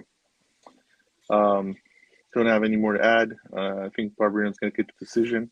I don't think he'll be able to submit or knock out Brown just because he's that damn tough. But then again, I never thought Michael Baeza would be able to knock him out either. So can't really say that. But I'm, I don't know what Matt Brown's fight contract looks like, but if this is his last fight, I hope he does go out on a win. But I don't foresee him doing that here. So I'll go with Brian, even though my heart, is hoping Matt wins. Our next bout, probably the fight I'm most excited for, taking place at flyweight. Kai Kara-France versus Askar Askarov. Currently, the odds have it in favor of Askar Askarov. Minus 300. Comeback on Kai Kara-France is a plus 235. And I have a ton of notes. I might have to refer back to them, but striker versus grappler. Tale as old as time. Who's going to win this one? Kai Kara-France is coming off of 2 spectacular knockouts, one over the former champion, a weight above, Cody Garbrandt, and Rogerio Bontorin, probably one of my favorite knockouts of all time. Go back and rewatch it. I've talked about it a ton. And then Askar Askarov, he's undefeated. He is 14-0-1. The one draw coming to the former champ himself, Brandon Moreno. Very fun back and forth fight. I mean, hell of a fight. I had to go back and rewatch it because I never had a chance to watch it. And one thing that I noticed is that Askarov's cardio held up quite nicely in altitude in Mexico. And there's a lot that can be said about this, but the more I kind of thought about it, I think the knockouts that Kai Kara-France has had in the UFC, they're a lot of recency bias. Like, oh my God, like he's knocking dudes out now. Don't Blink is finally living up to the fucking moniker of Don't Blink. And I don't know why I sound so angry at Kai Kara-France. He's been providing me knockouts. It's just more so, I think I'm a little peeved that the guy's nickname is Don't Blink. And although he's had 9 fights in the UFC, only 2 of them have been by knockout wins. But not to say that Kai Kara-France isn't a good fighter. The guy's very well rounded. He does hit hard for that weight class, the 125 weight class. It's just that, man, he has shown some deficiencies with the grappling. And for example, Brandon Royval, fucking raw dog, handled Kai Kara-France like I've never seen anyone handle anybody. He really went up to him, zero respect, and eventually choked him out. But within that fight, I did notice that Kai Kara-France's submission defense has gotten slightly better. I know he ended up getting submitted, but I mean, shit, it was really tough not to get out of that choke, that guillotine choke from Brandon Royval. He also displayed really good not takedown defense, I'm sorry, submission defense against Bontorin. I'm like, okay, cool, he's getting better. He was able to, get back to his feet and ended up getting that knockout. And then, Cody Garbrandt, what am I going to say about that? Cody Garbrandt got knocked out. Like, oh shit, how good did Cody Garbrandt look at his 125 debut? I mean, shit, Askarov would have knocked him out. So I'm not putting too much stock on that. And as for Askarov, I just rewatching his tape, you can see that he wasn't quite there when he first came into the UFC when he fought Brandon Moreno. Like, he should have been easily able to just not run through Brandon, but grapple fuck Brandon, being that he's good combat wrestler, Sambo, and all this shit. I can't really remember, but he's very relentless with the takedowns. He's very good with submissions. The guy can wrestle, as I mentioned, active guard from the bottom, very composed under pressure. I mean, Moreno was landing really solid shots on him, and he really composed himself. Being that he's partially deaf, it's been talked a lot about that because he really can't hear, he can really focus on what's going on in the cage, which is even more impressive because that is to say he maybe doesn't even hear his corner. So he's pulling a Peter Yan, having 0 cornermen, and he's just doing it all on his own. So it's very fucking impressive. He's got good power. I mean, he knocked out Tim Elliott, out on his feet. And then, Tim Elliott just went on like hard reboot mode and he just started going like Alpha of Instinct. And yeah, I see too much good from Askarov. Is it to say that he can't get knocked out? No, of course he can get knocked out by Kai Kara-France. It's just more so, man, I think Askarov right now is the best version of himself. And the way he was composed against Pantoja, I mean, I faded Askarov because I thought Pantoja was going to just be the more aggressive and more, I guess, just a better grappler. And in the first round, he had him in a guillotine, tight guillotine, and Askarov got out of it, composed himself, and ended up just winning that fight pretty easily afterwards. I mean, Pantoja gassed himself out because he couldn't finish Askarov because he was that good with his submission defense.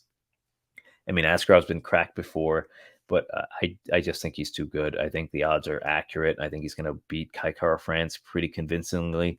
Kai Kara-France has been submitted before. He's been submitted by guys way less talented than Askarov, not including Brandon Royval in that conversation. I think Royval's top level dude, but I got Askarov to win this one either by a decision or possibly even a submission. I actually, just to be safe, I'm going to go just straight Askarov by decision. I do like what I've seen from Kai Kara-France when it comes to the submission defense. It's going to have to be something very sneaky from Askarov, possibly a twister or an armbar to really catch Kai Kara-France, but I think he can do it. But I'll go with Bullet Askarov by a decision. I just think he's much better. Each time I see him fight, he gets better and better. And it almost seems like he takes things from his previous opponents and then uses it himself in future fights. So I like what I've seen from the guy, and more than likely going to get the next title shot. I would prefer Kai Kara-France to get it because I'd love to see Figueiredo fight Kai Kara-France if that ends up happening. But I think it's going to be Askarov, and it's going to be awesome. But I'll go Askarov decision. I was thinking back on something that you said, and I think instead of Bullet, Askar should have. I think his gimmick should have been wearing an ascot. So he should have been Askarov, and he just, wherever he goes, he just wears a different ascot, and that would have been his signature, and he'd be drowning right now in ascot money. What's funny, I was looking for an ascot to wear, like something to complete the fucking douchebag look that I have going here.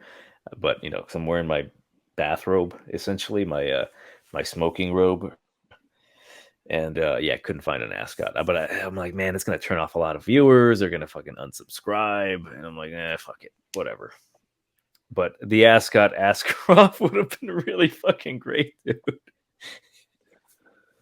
Yeah, I keep picturing it like he comes in with like a fucking long cigarette, like 1940s, with the little like a cigarette with whatever the fuck they used to have, like those pipe things that would hold the cigarette, and sunglasses with an ascot.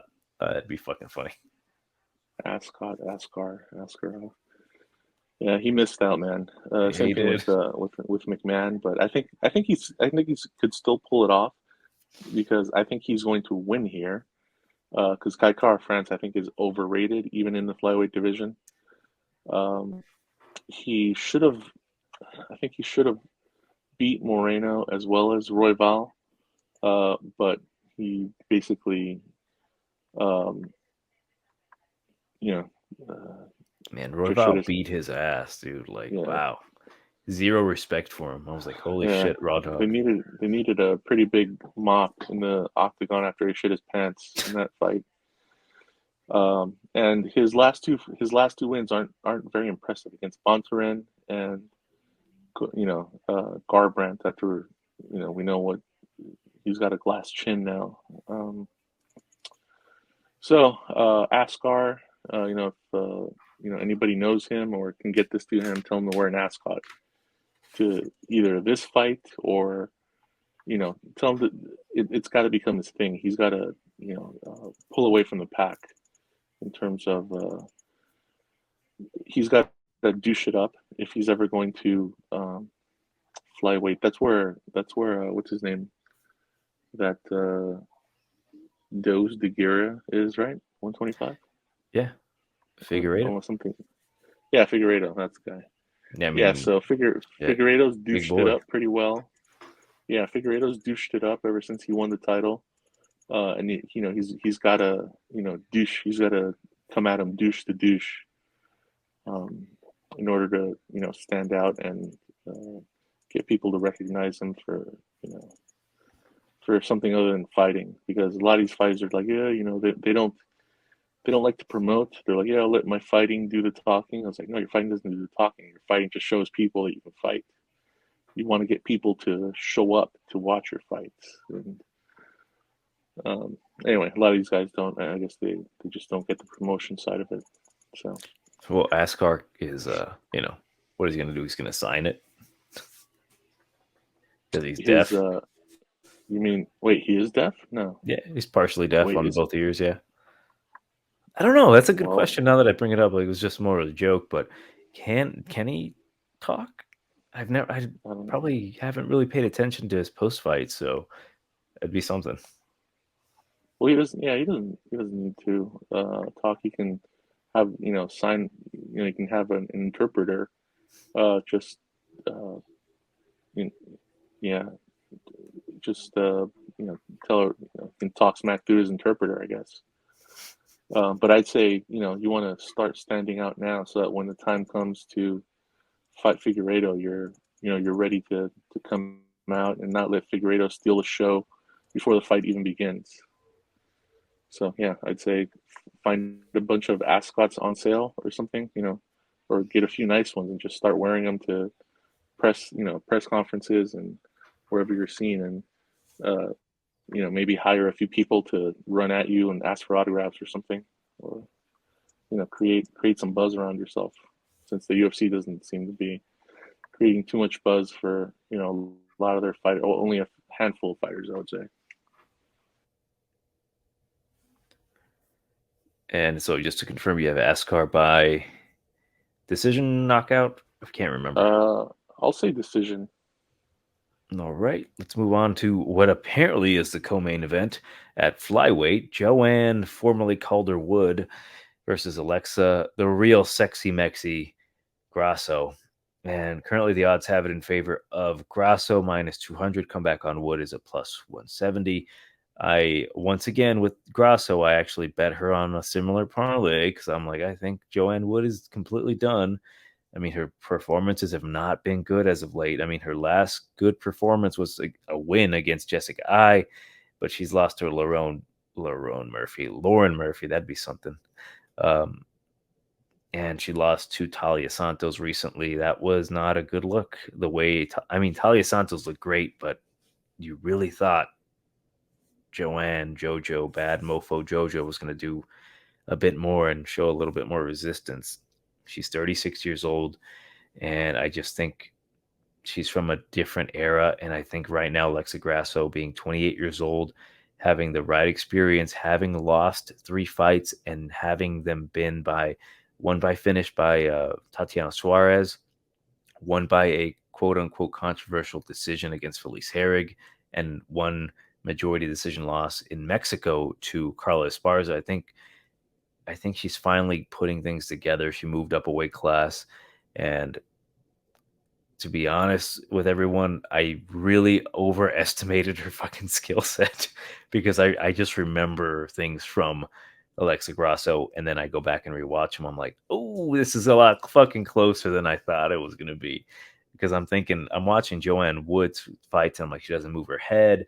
She likes her distance. She doesn't like to be pressured.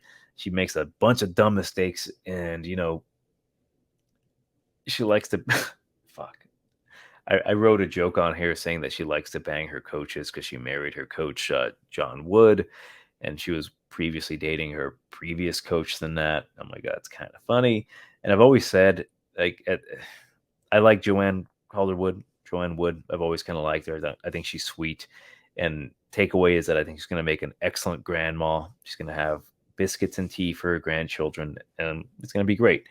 But at this very moment, she's coming near the end of her career. She's what, 36 years old, going to be 37. I don't think she's going to be fighting at 37. This could be her last fight, possibly, depending how the outcome goes. She's too slow. She's too plotty. Doesn't move her head.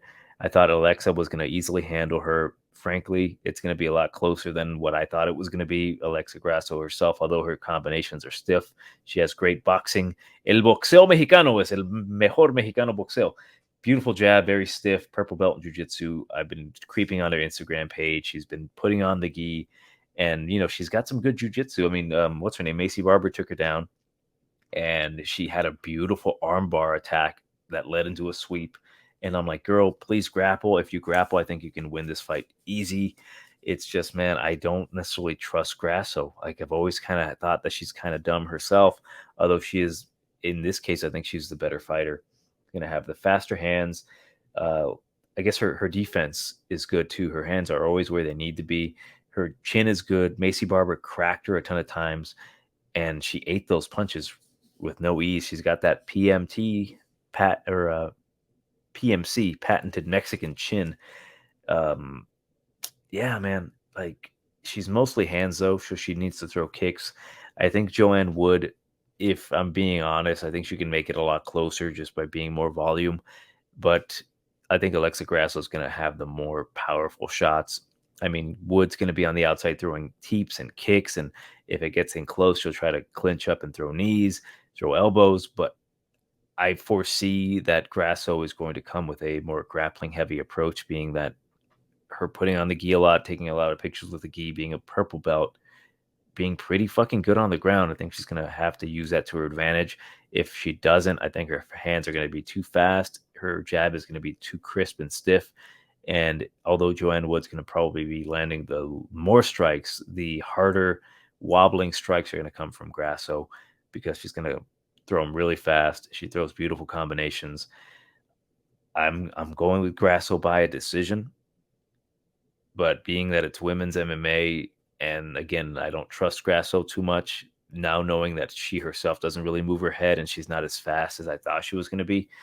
I'll be a bit more safe with this one, but probably won't put any more money on Grasso. But I'll go with Grasso by decision.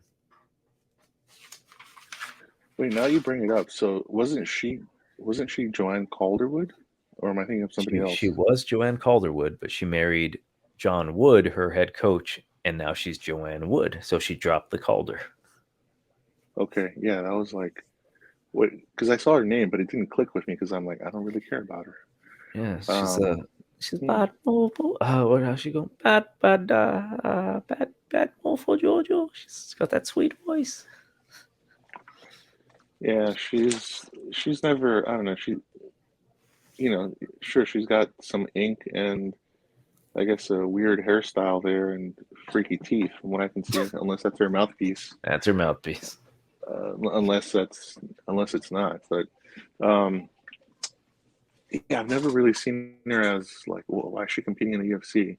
I'd see her more as and thinking long term. Uh, it's. I disagree with you. I think she will be fighting past 37. I think she's going to be a big name picked up by Eagle FC as soon as her contract is up. And she's going to go there and immediately fight for a title. And she's going to be the face of of Eagle FC going forward for many years to come. Alexa, on the other hand, I've never really been too high on her. Same thing with her compatriot. What's her name? The one with the weird Uh, face. Irene Aldana. Yes, I mean, they're both. she's been putting it together kind of recently, so I'm not talking no shit on Irene Aldana, although she looks like a ferret. Yeah, I was gonna say. I didn't want to name any specific animal or shoe or something. Um, but yeah, both of them. I've never really seen them as fully developing as martial artists. They're more. They like to stand and box, which is fine. But then when they've come up against, kickboxers, wrestlers, grapplers, and that's when they pretty much shit their pants. And I think this is going to be one of those times. Yes, JoJo's not going anywhere near any title in the UFC, at least. Future Eagle FC champ. You heard it here first. Wait, do they even allow women to fight in the UFC? Well, they will. As soon as they hear that she's on the market, they're going to be like, Khabib, brother, we open up, we make women fight. Okay. But then they're going to make them fight in burkas or something. I don't know. So she's going to be the first woman to step in an Eagle FC cage and fight for the title there. She's going to be essentially this generation's Ronda Rousey for Eagle FC. She's going to put them straight to the top like a rocket. But Alexa, I've never been high on her. Yeah, she's she's pretty cute, but she's pretty much shit the bed. She by all intents and purposes should be a Mexican superstar for the UFC at 28 years of age. She's been in the UFC for several years now, for like 5-6 years, somewhere around Yeah, there. sometime. Well, she had her moment with Carlos 16 Esparza, but about she fucking shit the bed there, dude. I'm like, she had her moment, but she 5 let it 6 slip through her years. fingers. Yeah, she shit the bed against Felice Herrick. She should have won that. Tatiana Suarez, yeah, no way she was No, winning no, she that. wasn't. No. But Carlos Esparza, she's like a mini, a tiny Tatiana Suarez, so she should have had no issue there, but she didn't. And yeah, she should have already fought for the title and maybe defended it, for all intents and purposes. But she just never bothered, going to an actual MMA gym. She's just stuck wherever she is now, and she will continue to get stuck, or continue to be stuck until she gets out of her comfort zone, goes to a gym that's going to train her, past her limit, turn her into, maybe not turn her into a grappler, but turn her into at least someone who's known to, go toe to toe with grapplers and be able to defend and whatnot, and be able to offer something other than, jabs, rights, crosses, whatever. So, yeah, that's on her and her coaches or her manager or whatever. They need to, kick it up a notch because she is coming into her prime. She's only got, I think, a small window of 2 to 3 years, and then past that, she'll have been never was. But as far as here, I think I'm going with the upset. I'm going with JoJo to school her in MMA, and not a lot of people are going to see. Everybody's going to think I'm crazy, but that's just what I foresee here. I don't think Alexa's better than JoJo anywhere, to be honest. As bad as I think JoJo is, she's nowhere near as good as her anywhere. I think she's just several steps behind her as far as MMA is concerned in the grappling, wrestling, and the other parts that don't rely her to be off her feet. So, and as weird as this might sound, she needs to be better off her back. I'm pretty sure JoJo can, give her some tips as to how to be, better off her back, especially with her coaches. But I mean, yeah, I've liked what I've seen from Grasso off of her back. I mean, not too much, but that armbar sweep that she pulled on Macy Barber was pretty slick. So I'm giving her the benefit of the doubt that she's been really, really training her jiu-jitsu. Plus, I'm Instagram. She's putting on the gi. That's a giveaway. yeah. Well, she's Instagram basic, so I'm not giving her any benefits of any. I'm still doubting her. So as of right now, I'm just going with JoJo for the decision here. And this is women's MMA, so take whatever we say with a grain of salt. True. Do not let this be any sort of anchor for any part, even one parlay. Do not bet on this fight. So moving on to the main event of the evening at heavyweight, Curtis Blaydes versus Chris Daukaus. And currently the odds have it in favor of Curtis Blaydes minus 350. Comeback on Chris Daukaus is a plus 270. This one sounds easy, doesn't it? Curtis Blaydes, big dude, wrestler, versus Chris Daukaus, a guy who just got knocked out by the Black Beast. Both of these guys were knocked out by Black Beast. They're giving a lot of respect to Curtis Blaydes. And after watching tape, I think I have a pretty good idea. This one, being a 5-round main event, Curtis Blaydes, we've kind of seen that he has gas tank issues. When he fought Volkov for 5 rounds, he was huffing and puffing, and he was struggling with Volkov on the ground. And that's not a good sign. And the dude, the more I think about it, like, shit, I don't know how good Curtis Blaydes really is. I know he's only lost to former champions, Literally in the UFC, he's only lost 3 times. Ngannou twice, current champion, former. Oh, he was never champion. My bad. I thought Derek Lewis won the interim belt. That never happened. It's 2 in the fucking morning here. I'm exhausted. But former title challenger, I should say, Derek Lewis. And his latest win was against Jairzinho Rosenstrike. He was scared shitless to really get hit clean, of course, by Jairzinho Rosenstrike. One thing I did notice is that he was more willing to stand and trade with Rosenstrike until he got hairy, and then he took him down. And then Rosenstrike has 0 off of his back, so it was a clean, easy win for Curtis Blaydes. But watching tape on Blaydes, I know the guy's huge. He's 6'4", 80-inch reach. Chris Daukaus, being a smaller guy, he's 6'3". He's a smaller heavyweight, mainly because of the weight. He comes in roughly around 130 pounds, 140 pounds. Curtis Blaydes, he's a big heavyweight, and there's some things I like about him. Of course, the wrestling pedigree behind him. He's an orthodox striker, very dominant with the striking, or not striking, with the wrestling.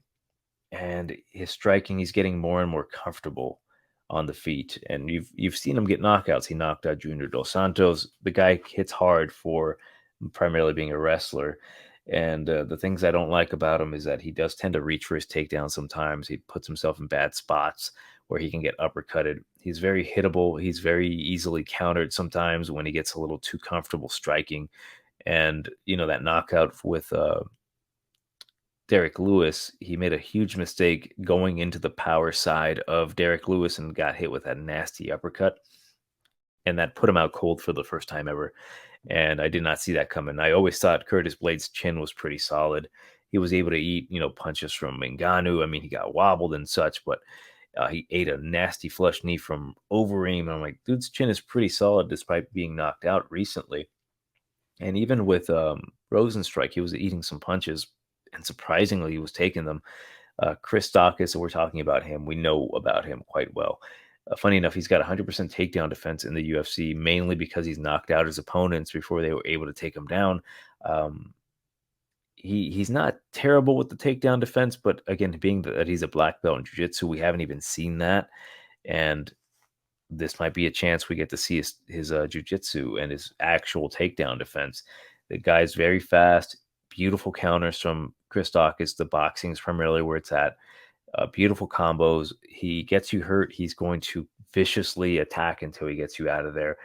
And it's one of those things with Chris Daukaus is that he may not land the first strike, but the second or third are going to touch you up. And I don't think it's that easy for me. I think it's pretty easy to go with Chris Daukaus at that dog money. Curtis Blaydes, seeing tape on him, he's been cracked before. And what I've noticed is the fight with Mark Hunt. Mark Hunt cracked him with a left hand that stumbled him. He nearly had him finished. And the thing with Mark Hunt is that he was too afraid to do anything on the ground. He wouldn't really follow up, so he waited for Curtis Blaydes to get back up. That gave him a chance to slightly recover. Curtis Blaydes ended up getting a takedown, and that whole momentum was lost. Chris Daukaus, if he gets you hurt, he's not afraid to go down to the ground with you and finish you off with ground and pound. And I really think he's actually going to TKO Curtis Blaydes. 5-round fight. I think Chris Daukaus is going to have the better cardio. We haven't seen him off of his back in the UFC yet, really at all.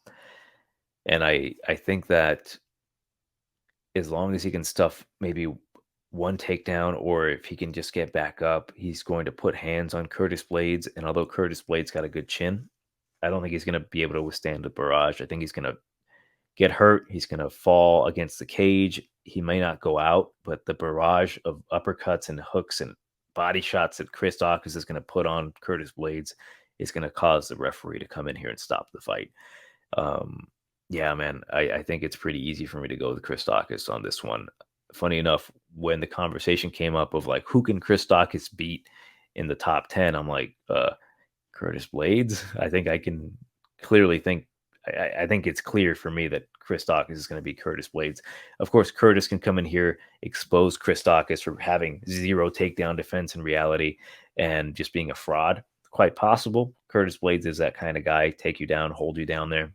I don't think he can for 5 rounds. So I'll go with Chris Daukaus to eventually get a knockout. I will say I'd love it to be in round number 1. Fuck it. It will be in round number 1. Round number 1 TKO, Chris Daukaus for me. I was just thinking that, Curtis, yes, he does. His basic style is overwhelming guys with the takedowns and, just wearing them out eventually.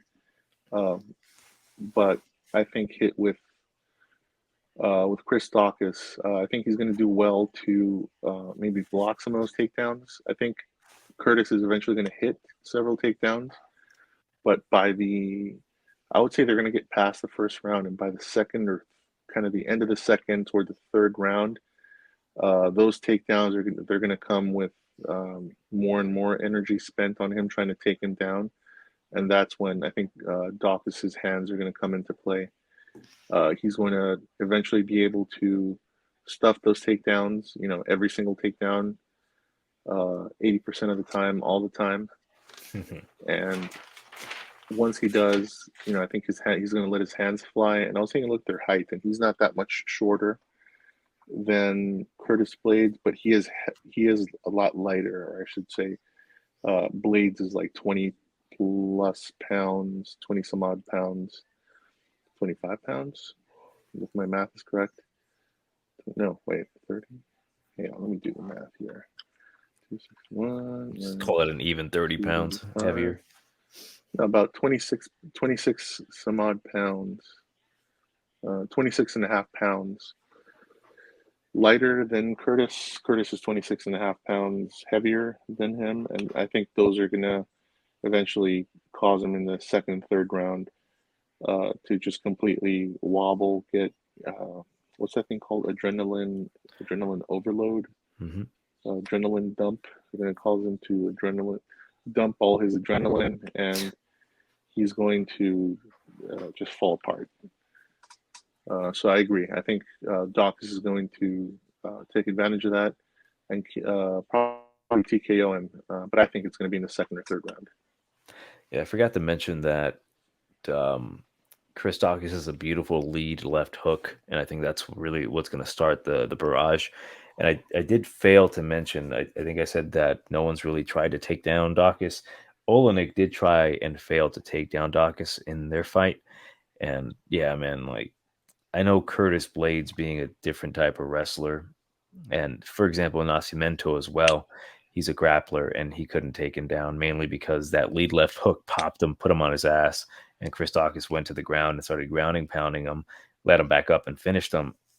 I mean, I'm not counting Daukaus out. I don't think the odds are giving him the respect he deserves. I mean, he got knocked out like Black Beast and shit. Black Beast does that to people. We saw that. He's in both of these pictures right now. But yeah, I think Chris Daukaus is the play.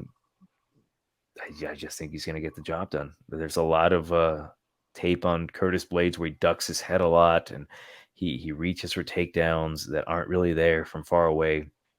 And I don't know, man, like he's more comfortable striking now. And I feel like that's going to be his downfall. And it's been his downfall. And then sometimes when he goes in for those takedowns, like he was beating Black Beast striking with leg kicks and everything, just throwing power leg kicks, but he decides to awkwardly shoot for a takedown and he gets blasted into outer space. So I think Chris Daukaus, I cannot advise anyone taking a shot on Curtis Blaydes at those odds. I think Chris Daukaus all day. I better jump on it before the line changes.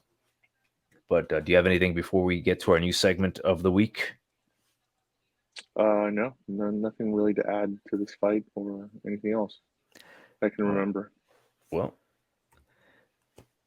time for parlays, but for this week we have something different. We have a nice little overlay. Break it down. Degenerate parlay of the week. What do we have this week? So with this particular degen parlay, what I'm going to do is just pick probably 9 fighters that I think are going to win. And I'm going to bet this. I'm going to bet like $10 on all of these fighters. And if it wins, hooray for me. I'm thinking maybe trying to change things up. If this possibly hits, I might give half of the money away to a subscriber so that, boosts the chance of us getting subscribers and likes and shit. So we're gonna do that. So with my parlay of the week, and I might do some editing because I didn't think this through, and it's fucking 2:30 in the morning for me. I'll put a picture of the like screenshot of what I think the parlay is going to be like, not the actual parlay, but I've got David Dvorak to win money line, Neil Magney money line.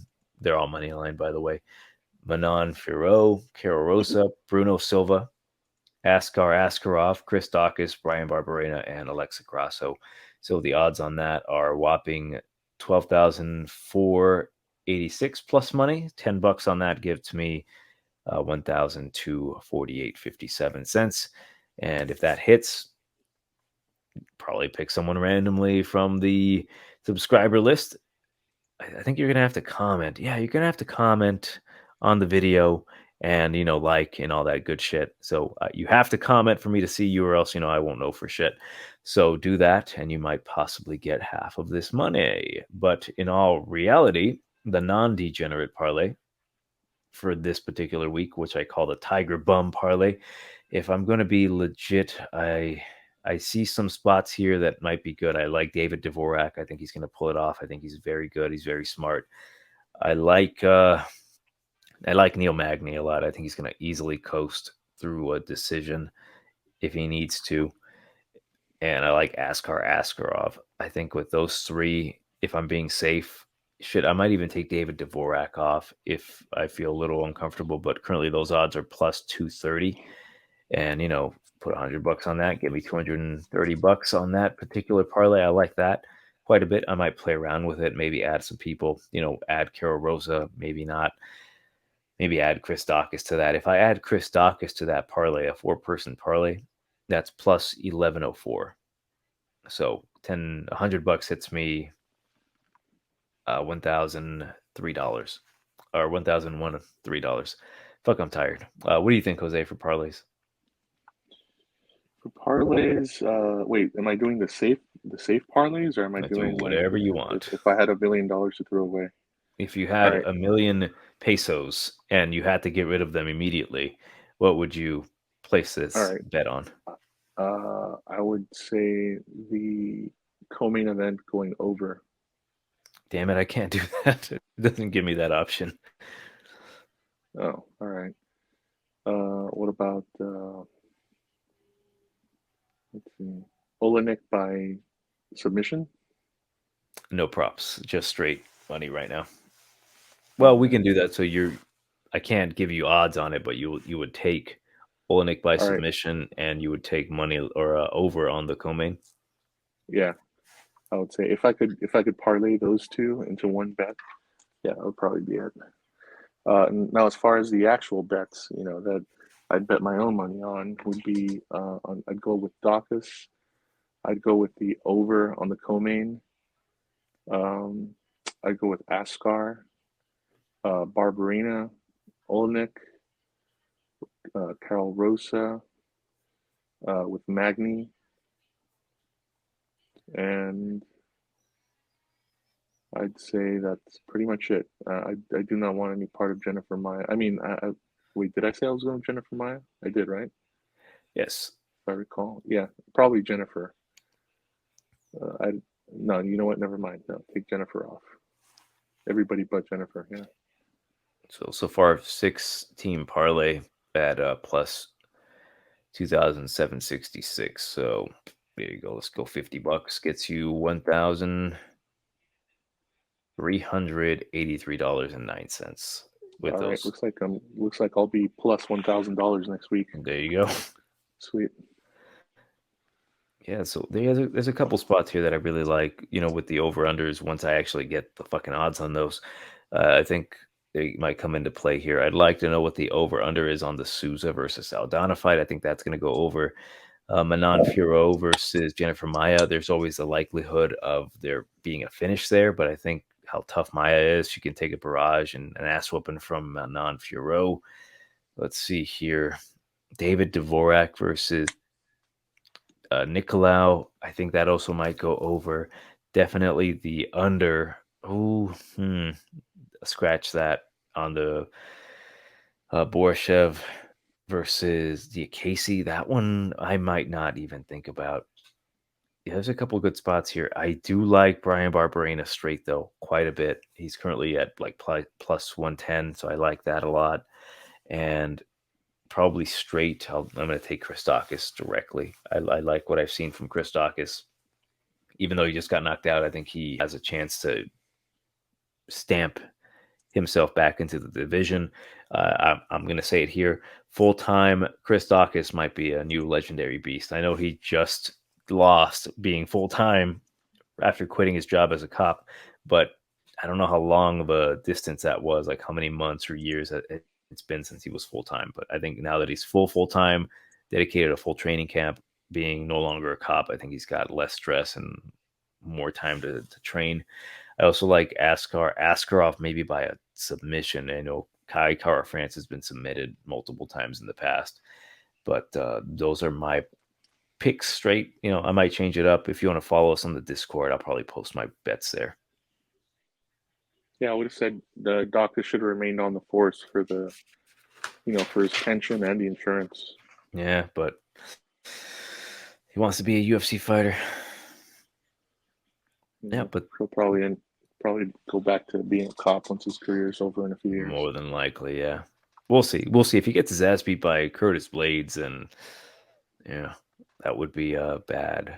I mean, that would suck, man. Him being like knocking dudes out while he's part-time and knocking out good dudes like Oleinik, even though he might be washed up, but him going full-time and then realizing that it kind of is never going to be anything. That would suck ass. Like, really. Like, I'd feel so bad for him. And having to come back like, oh, look who's back writing fucking tickets and shit for like expired meters. Christakis over here. He'd be a fucking meter man. That would suck. Yeah. But yeah, the time for me to go to bed. That's been Johnny and Jose with Tiger Bomb MMA. Make sure you like, share, subscribe, leave a comment, follow the Discord, all that shit below. Again, Johnny Jose, Tiger Bomb MMA. Fuck Oberg.